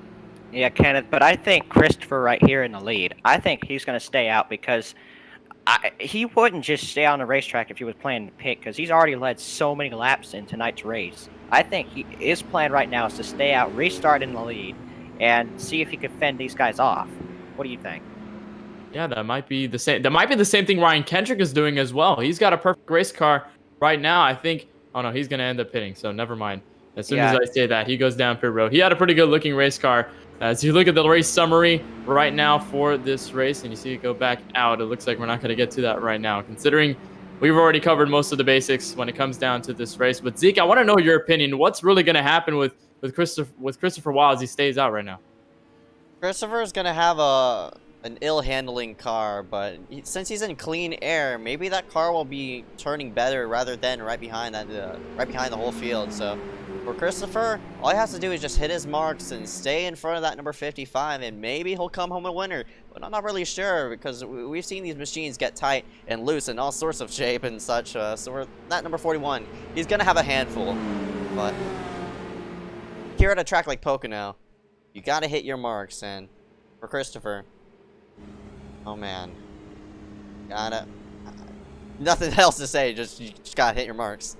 Yeah, it's going to be the true test of how good his car is going to handle, and if he's going to be able to, fight for the win here tonight after dominating part of the race. So we'll see exactly what's going to happen here off this restart. This is definitely going to be the most interesting restart of the night, because we're going to see guys with two different strategies now, fight it out now for the race lead. But man, Derek Smith and Grayson Trexler really looked strong on that last run we had. Yeah, they did. But I think the true testament for that 41 is going to be the man right behind him, the 55er Brody Garner, who's been challenging him all race. I don't think he's going to change his strategy right now, battling with the 41 for the race lead. He's going to continue to try and do that, especially with the single file restart, having the draft. And if the 41 car is ill-handling still on this restart, then that 55 and everyone else behind him can take advantage. The pace car will line off pit road one more time. We'll take the green flag. Lap number 56, field in the hands of the 41. He'll go to the bottom of the racetrack. Green flag is out back at Pocono. Look at everybody trying to fend off each other as they work themselves right up against that wall yet again. They're going to go side by side. Looks like might be for second place. It's down to the low side. Goes to number 45, the Trexler. He might retain that second spot as he has a bit of help from that number 66. There comes Smith side by side right up off the corner still. But Brody might be clear. He wants to drive it down to the bottom. Might be a bit of contact. Here comes Trexler. Man, he is really, making name known here in this second half of the race. He's going to take the lead through the tunnel turn right now, but still side by side with Christopher Weil right now. I'm not sure if Christopher was holding up Brody up there on the high side because, man, did the 45 get a run through turn 3 right now. Grayson Drexler is going to lead a lap here at the Pocono Raceway. They work down the front straightaway right now. You can see car works to the inside. That's Derek Smith. Christopher Weil also trying to make some racing room. They're going to be 3 wide into turn 1, guys. Sort it out. Man, Trexler's going to get forced up the racetrack and into the gray area, so he's going to lose out on a lot of positions right now. Brody Garner looking for the second spot down the back straightaway. These guys snake training as Derek Smith is going to work his way up to the front. Christopher Weil is not going to have the straightaway speed he needs. Boy, that was tough for the 45. Go ahead, Zeke. Go ahead. Oh, man. All right, well, it was tough to see that 45 get shuffled into 3 wide and having to stay up off the track, and he lost a couple positions, but he had that Knightsmith button pushed on his race car because he has been at it this last run of this race and the latter half of this race, and he has been intense, but he's going to have a little more work to do considering what just happened. But here's another battle for the race lead. Brody Garner once again to the bottom of the racetrack under Derek Smith. He's going to take the race lead off turn 1. Look for a crossover here down the back straightaway. These guys have been throwing moves at each other all race long. Derek Smith to the inside. They're going to be side by side right here into the tunnel turn. We'll see how hard Brody drives in on the outside. We know he's tried to make that work all the time, but man, he just slopped back in line right there. Who's that in the 4th right now? That's one of the PPM cars, I think. That's Andy McDowell going for the 3rd spot. He's also been quiet all race, but he's come right into the picture as we work towards 20 laps to go right now. Man, Derek Smith goes all the way to the inside wall trying to break the draft. Into turn number 1, Brody will have a run, and he'll dive it to the low side. We'll see if he can complete the pass right up off the corner. I think the advantage is going to go to that number 66 as he pulls right in behind. We'll have that big run coming into that second turn, and here he comes. He's going to pull up to the high side rather than driving it on the inside. Doesn't want to get that car tight, so attempt there right up against the safer barrier, but unfortunate for him, that wider angle is going to keep them locked side by side. Actually, will keep the lead for that number 55 of Brody Garner as they work into 3 and 4. And we mentioned it for that number 20 of Andy McDowell. I don't know where he really came from. He started himself in 7th place. Has now worked himself into 3rd. So Andy, he might be in the window for his first ever iSCAR win. He is, and he's the last PPM driver in the field right now. So if he can get a good performance for them today, they got a car on the wall. Christopher Weil is around into the outside wall of turn 1. The caution will wave once again with just 20 laps remaining, and he was falling back through the field ever so slightly, especially with the guys charging behind him, and we're gonna see what happened there. But oh boy, he already had a tough break when he hit the wall. Now he hits the wall even harder. He's going to have a lot of work to do on that 41 machine. Yeah, I think his night's over. We're going to see what happened. Ooh, is that Grayson tries to slot right back in, gets right into the rear end. He does a nice save early, but gets hit again, and that will send him hard into the outside wall. And I think his night's over, Zeke. Yeah, unfortunately. Of course, that number 41 was on older tires, and Grayson was just trying to work himself through. He sort of slid up, and he got the car corrected nicely, but as those cars sort of found their connection points and such, Christopher got hooked into the outside wall, and for Grayson, he looks damageless, and that's just iRacing netcode at its finest, unfortunately. For that number 41, Christopher Weil, his day is destroyed, and Grayson will continue on like nothing happened.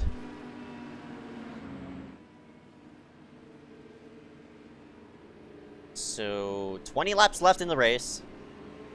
We still have 10 cars out on the racetrack as of right now. Multiple of them are damaged and such.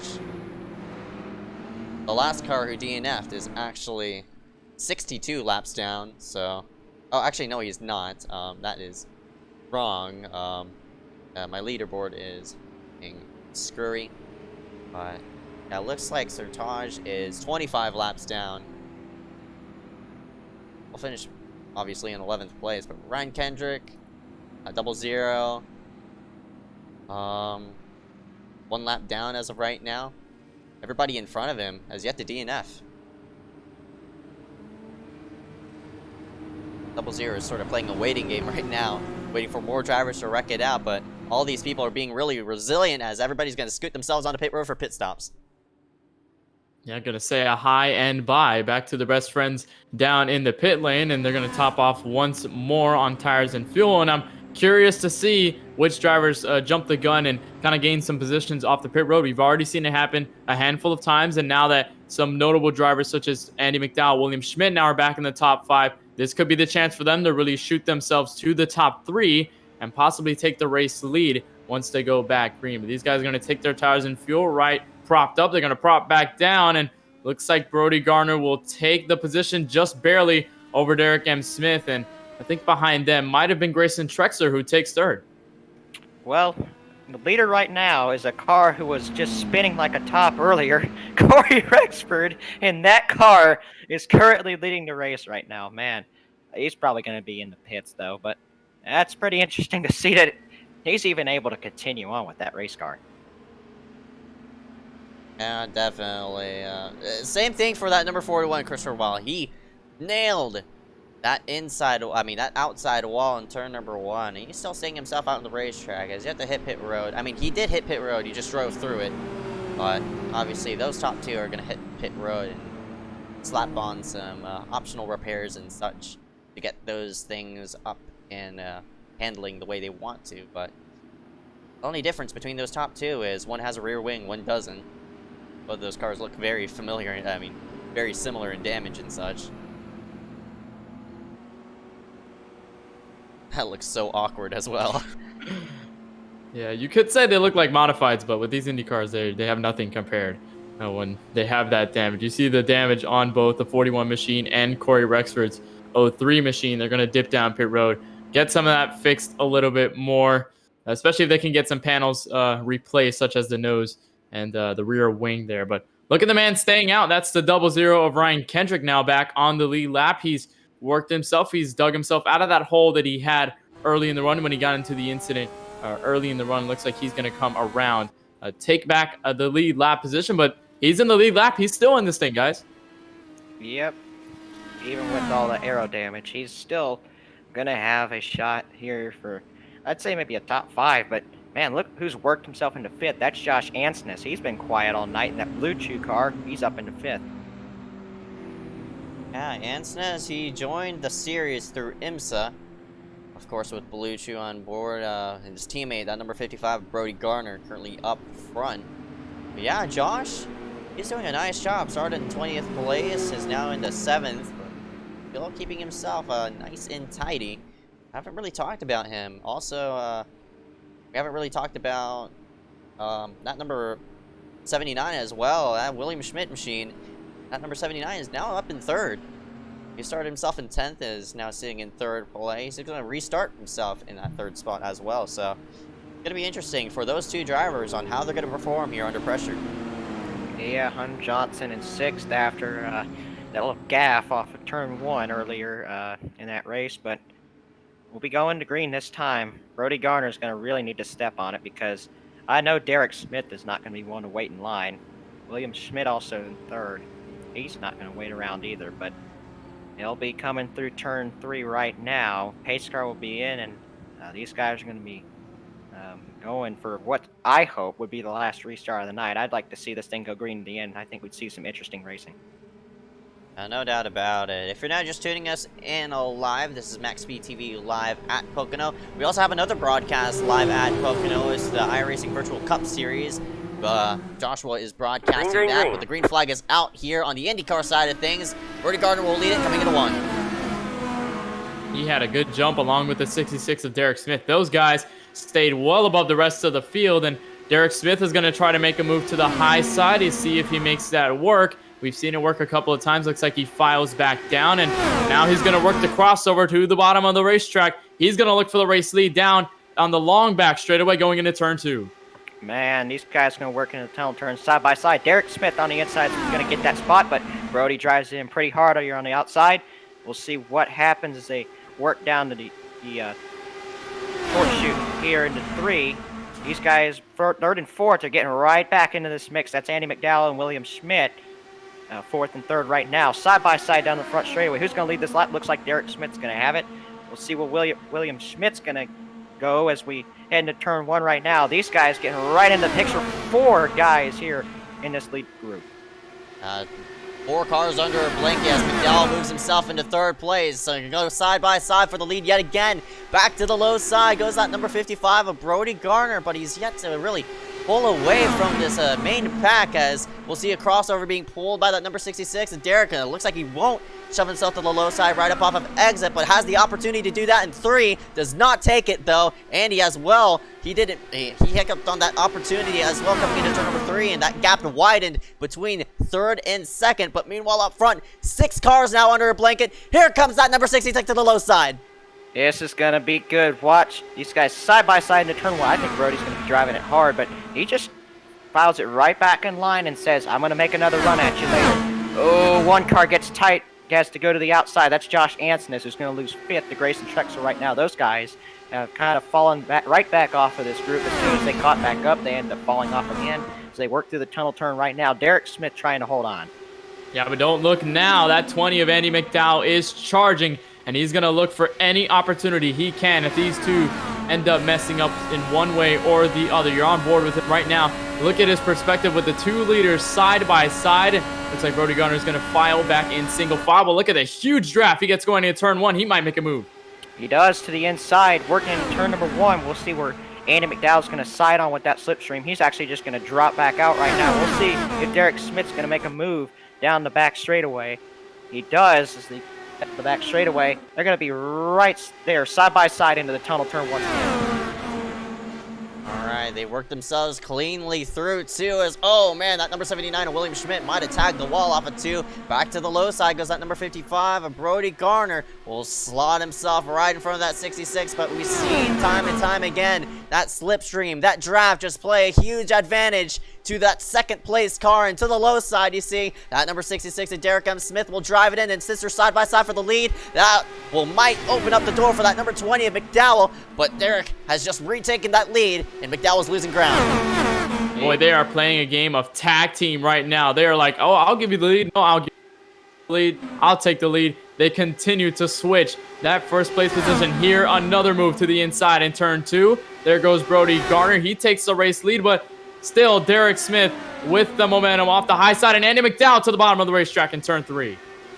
Man, Andy's just waiting for that moment where he can go and battle for the lead. He knows he has the speed to do it, but he's just got to wait patiently for that right opportunity. Kenneth, I think he's got enough speed to, go around and win this thing. He's just waiting for the right move to make, because he doesn't want to force something that's not going to be there. Yeah, for sure. And you saw Grayson Trexler when they went 3 wide. He got shuffled out. And look at the draft from the leaders right now. And Derek Smith back to the race lead, and Andy McDowell with a huge run. And I think he gets a good enough run to make a pounce for these top 2. But I think going into the corner, he seems to back out just a little bit because it's a little dangerous where he's at. And he doesn't want to make a move to the point where he can potentially get taken out in this race, considering how we've got 11 laps left in this thing. I think the further on back you are to this main draft, the more vulnerable that you're going to wear your tires. For that number 20 of Andy McDowell, as you see a move for the lead yet again, Brody Garner back to the low side. He'll retake it from that number 66. But Andy's just waiting for the right time to make a move. He's just wanting to keep himself back there enough to when that white flag, or maybe with 5 laps to go, when it starts to wave, you want to get yourself up there in position. And Andy might have the best tires out of this whole top 3, because this top 2 has just been playing Uno cards on reverse and such like that. And here back to the low side comes that number 55. Andy's gonna go with him though. Oh man, still so close up there as Andy now will go to the low side of Derek.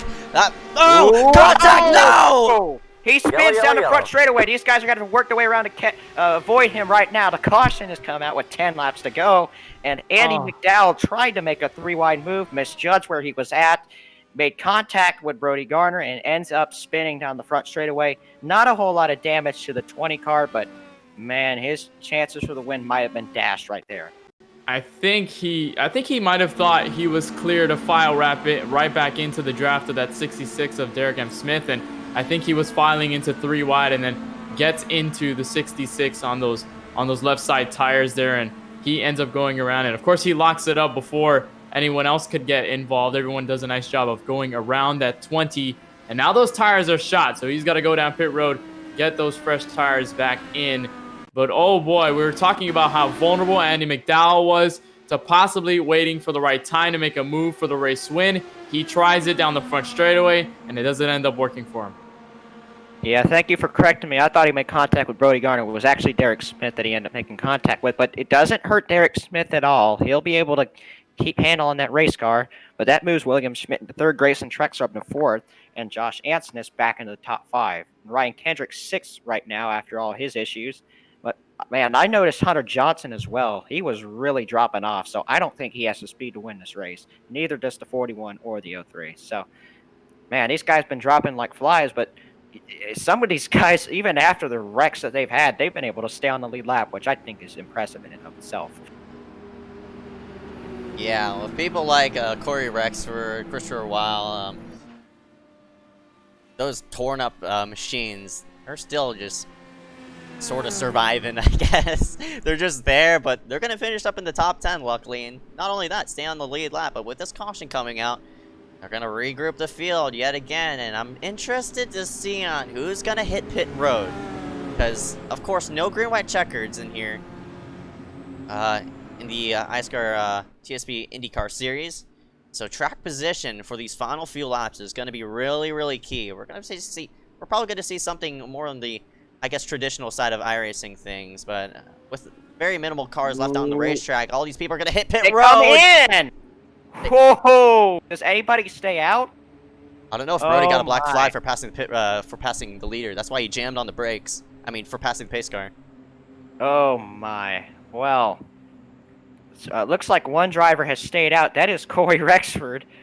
I'm not sure it's really going to work out for him given all the damage he has, but man, I did not expect him to come in for pit service, but it makes sense why you would, because you've been wearing out those tires.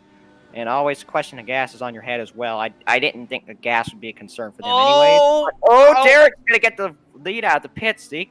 Man, he beat him right on pit exit, and now that will hand the lead right back to the 66. Oh, boy, this is just throwing a wrench right into this race for the win as well. Yeah, man. Oh, my goodness. So, Derek and Brody are going to be the top 2, but William Schmidt there in 3rd place. I haven't really talked about him. He was the 4th car in line with that 3-car battle up front. I wasn't really sucking up on that top 3, but I think with a bit of experience of what he got that previous run, hopefully that number 79 will play his cards right and get back into that, get up to that mix with those leaders, but he hasn't been really battling anybody, so William's just sort of surviving and keeping himself out of harm's way. Of course, he ran into Sertaj Run at number 49, unfortunately, but he's doing a nice job. That number 79 is maintaining track position. And those two get together. Oh, boy, it could be right in Williams' hands. So we'll have to see exactly what happens. I know if these guys are side by side on a final lap, they will not lift. They will go as hard as they can into those turns and may end up making contact. We'll have to see. Hopefully we get a green flag finish, because I do not want to see this thing end under the caution flag. Yeah, and I think William Schmidt's only positive takeaway from that last run, especially when he fell back from the top 3 in the draft, was kind of taking notes on what Andy McDowell was doing and when to make the right moves, because now he saw what Andy McDowell did. He saw how dangerous that could be. I think he might be keeping that in mind when it comes down to this next restart, and especially since he's starting 3rd. He's in that spot to possibly make a move on these two leaders if these guys go side by side or possibly tangle in some sort of way. They've kept it clean so far, but ever since since it's crunch time here at Pocono, nobody's going to give any sort of way to any other drivers, especially within these top 2, because they have been battling hard. All right, so we're going to restart with 6 laps to go. If we get immediate caution, I think we'll have enough time for a 1-lap shootout, because, man, I remember when we had no green-white checkers, which is basically what this is like. I remember we had no green-white checkers on iRacing. The number was 6 to go. Yeah, that's right. Caution to get a 1-lap shootout, because we always hated to see these iSCAR races end under caution. But the new caution update shortens cautions on super speedways, so you never know. I don't know what the number is now. Does this count? Yeah, this count. All right, so maybe it could be 5 to go, could be the number for that, but we're not really going to speculate right now. I would like to see this thing go all 6 laps to the end, as would you guys, I'm pretty sure. So We're going to see what's going to happen right here in these next 6 laps. Derek M. Smith leads.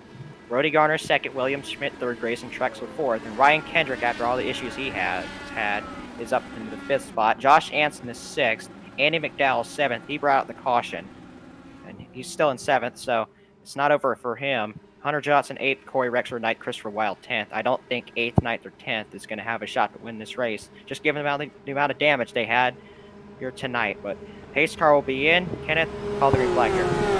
Here we go. Just 6 laps remaining until we decide the winner. Derek M. Smith will go and lead on command. Green flag is out, but look by Grayson Trexler to the bottom of the racetrack. It seems as though he'll file back just to avoid any penalties, and they're almost 3 wide as these top 2 have pretty much put themselves under a blanket going into turn 1. Yeah, Schmidt did not get a good restart from that 3rd spot. It jammed everybody up behind him, so these guys are going to have to work together to get right back up into the fray right now. But Derek Smith working down the back straightaway, breaking the draft on Brody Garner.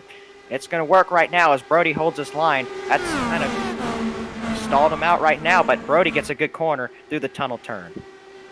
Oh, back to the high side goes that number 55. It seems as though the high side is better when you're side by side into that 3rd turn, and you see right there the 66 of Derek hit the rumble strips. It disrupted his momentum a bit. They're gonna go side by side again across the start finish line. That time by the number 66 of Derek led that lap, but I don't know by how much. They go into turn number 1. Brody will have the advantage coming into the corner, and now here comes the number 79 of William Schmidt sneaking. He's sneaking up into the frame as well, and back to the lowest guy comes that number 66. Oh boy, we'll see who's got the edge into the tunnel turn. At this point, you're not lifting in case of a caution coming out. You want to be scored up front. But right now, Brody Garner's going to file right back in line. We'll see if he makes another move to the outside. I think Derek Smith's going to take that defensive line into 3. He does. But man, I think Brody's going to get a good run off of turn number 3. Watch him. He's going to get the draft right off of Derek, and he's going to make a move to the inside. Here he goes for the race lead. We've hit 4 laps to go, so if a caution comes out now, I think the race is going to end under the caution flag. So these guys need to be racing as hard as they possibly can right now. Yeah, they've been racing hard through this entire race, and they're still not letting up. Derek M. Smith back to the bottom of the racetrack under the 55. Another move from the draft going into turn 2. This is just continuing the tag team that I was mentioning earlier, and William Schmidt might be taking some notes, but I think he's falling back a little too far on the draft to make an impact on this race unless a caution waves. And look how close the 55 gets to that back wing of the 66. He'll get the run off of turn 3, though. But we're reaching 3 laps to go. This is crunch time. Yeah, no doubt about it. For that number 66 and that number 55 of Brody Garner and Derek M. Smith, they got to play their cards out right to be up front, to cross that checkered flag. I mean, to get yourself across that line up front of each other. But man, Derek got really tight right there, right up into 1. I'm not sure if he tagged the wall, but he's still in momentum to keep himself in the lead. And you see a bit of battling going on right behind, but Derek is a lot of under pressure. Here comes the 55.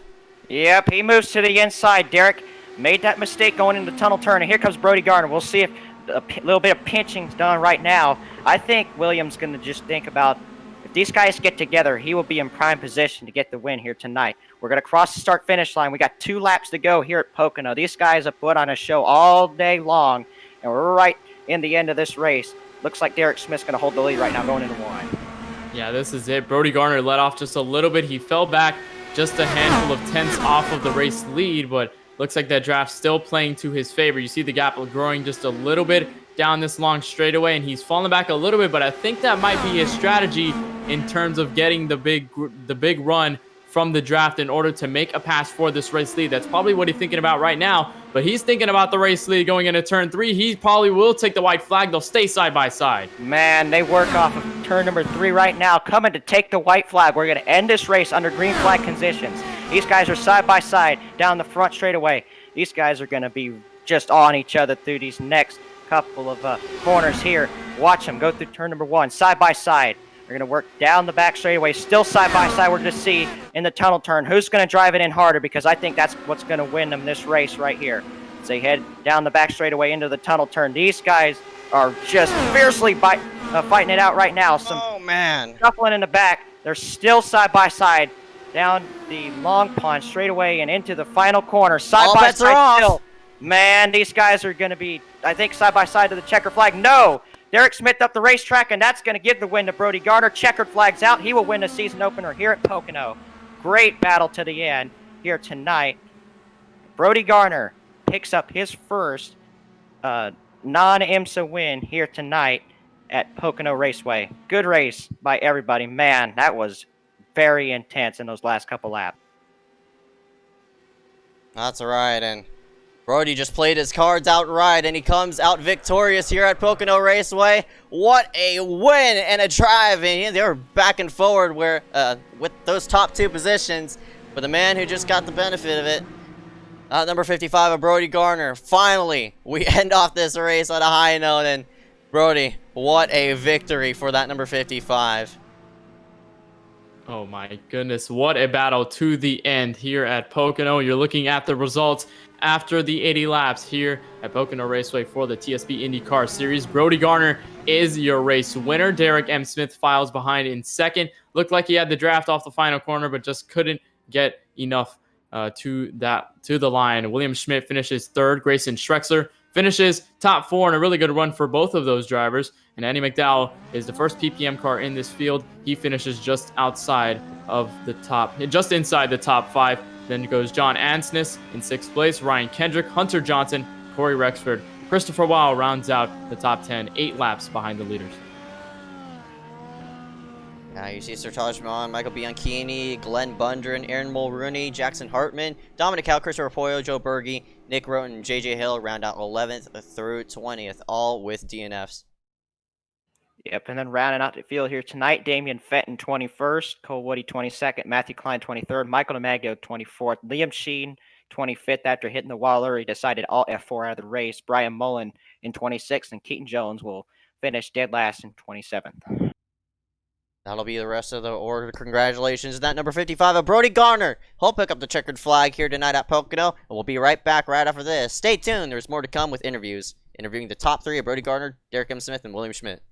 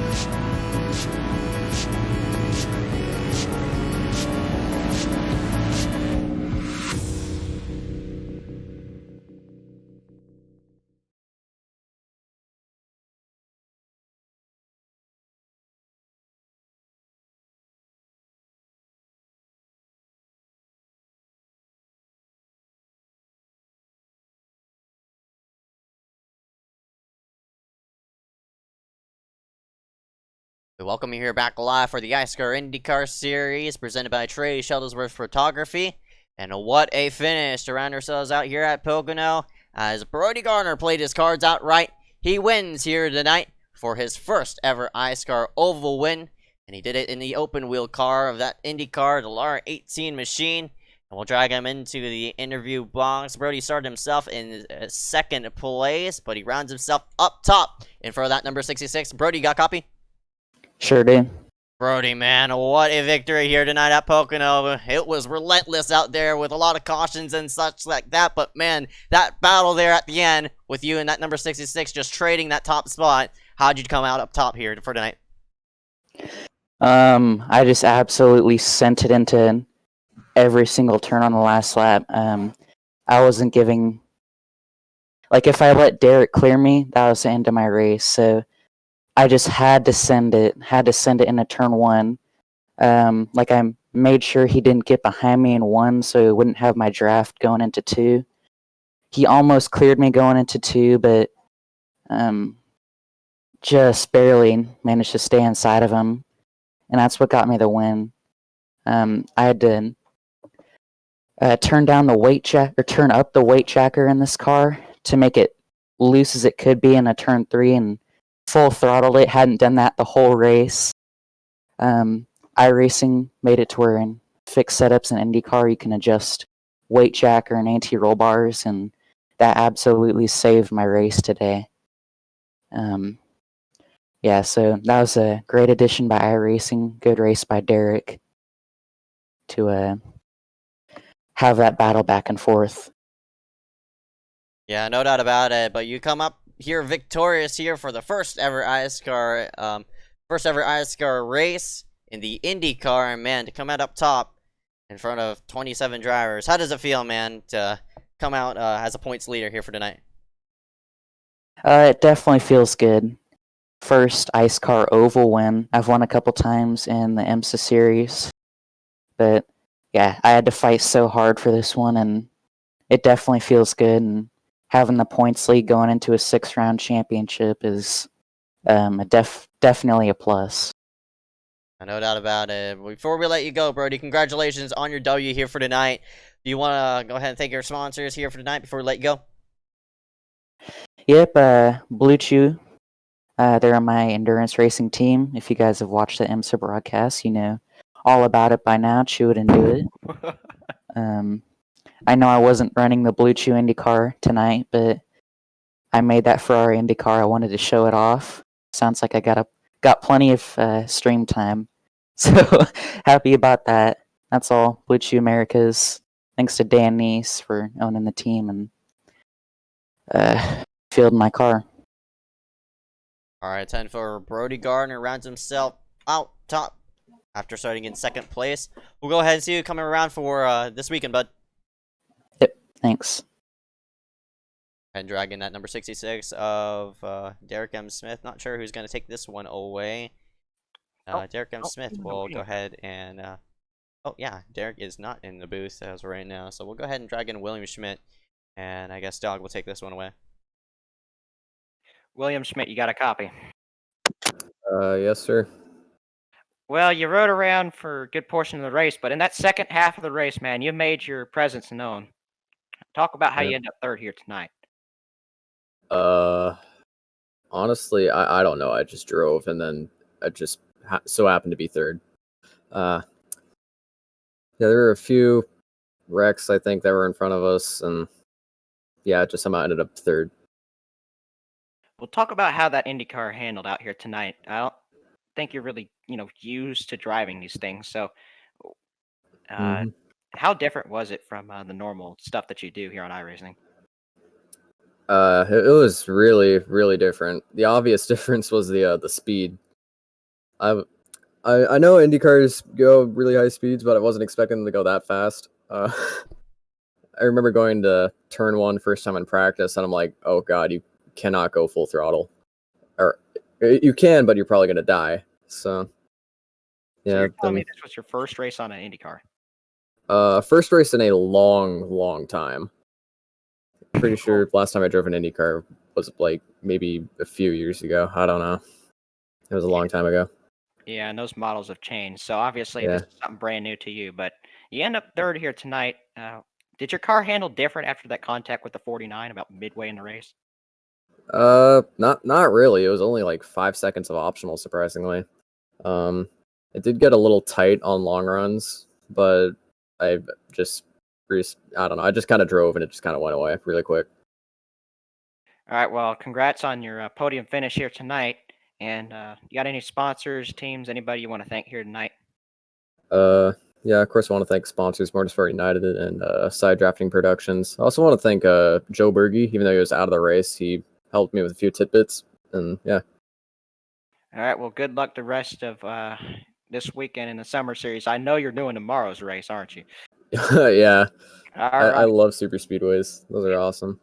We'll see you there, buddy. All right, thank you.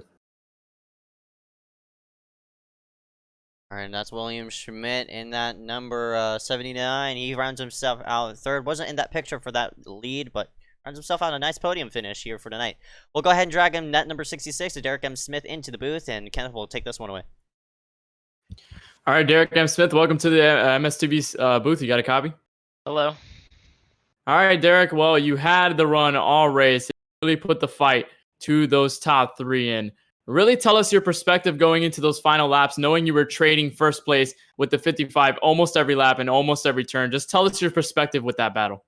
Well, at first I wasn't sure who the heck was going to win, but I will say great racing to Brody Garner. He's been a phenomenal racer this race, and don't really have much else to say. In the last turn, I drove it in way too hot, didn't turn up my weight jacker enough, and Brody Garner was able to get the win there.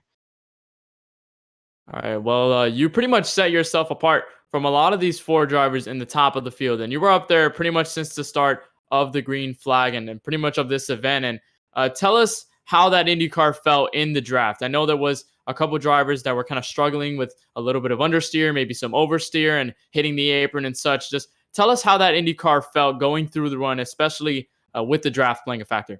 It was tight and loose. If you got into the long run enough, you saw Hunter Johnson spin out of the lead. He put his weight jacker up too much on the long run, and that's what caused him to spin and snap. But for me, I was able to survive, keep it clean. Most drivers didn't, and we got second place.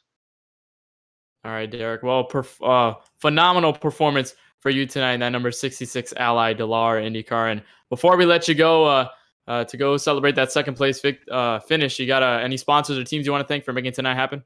I want to thank Blue Chew Americas. They are a great team, and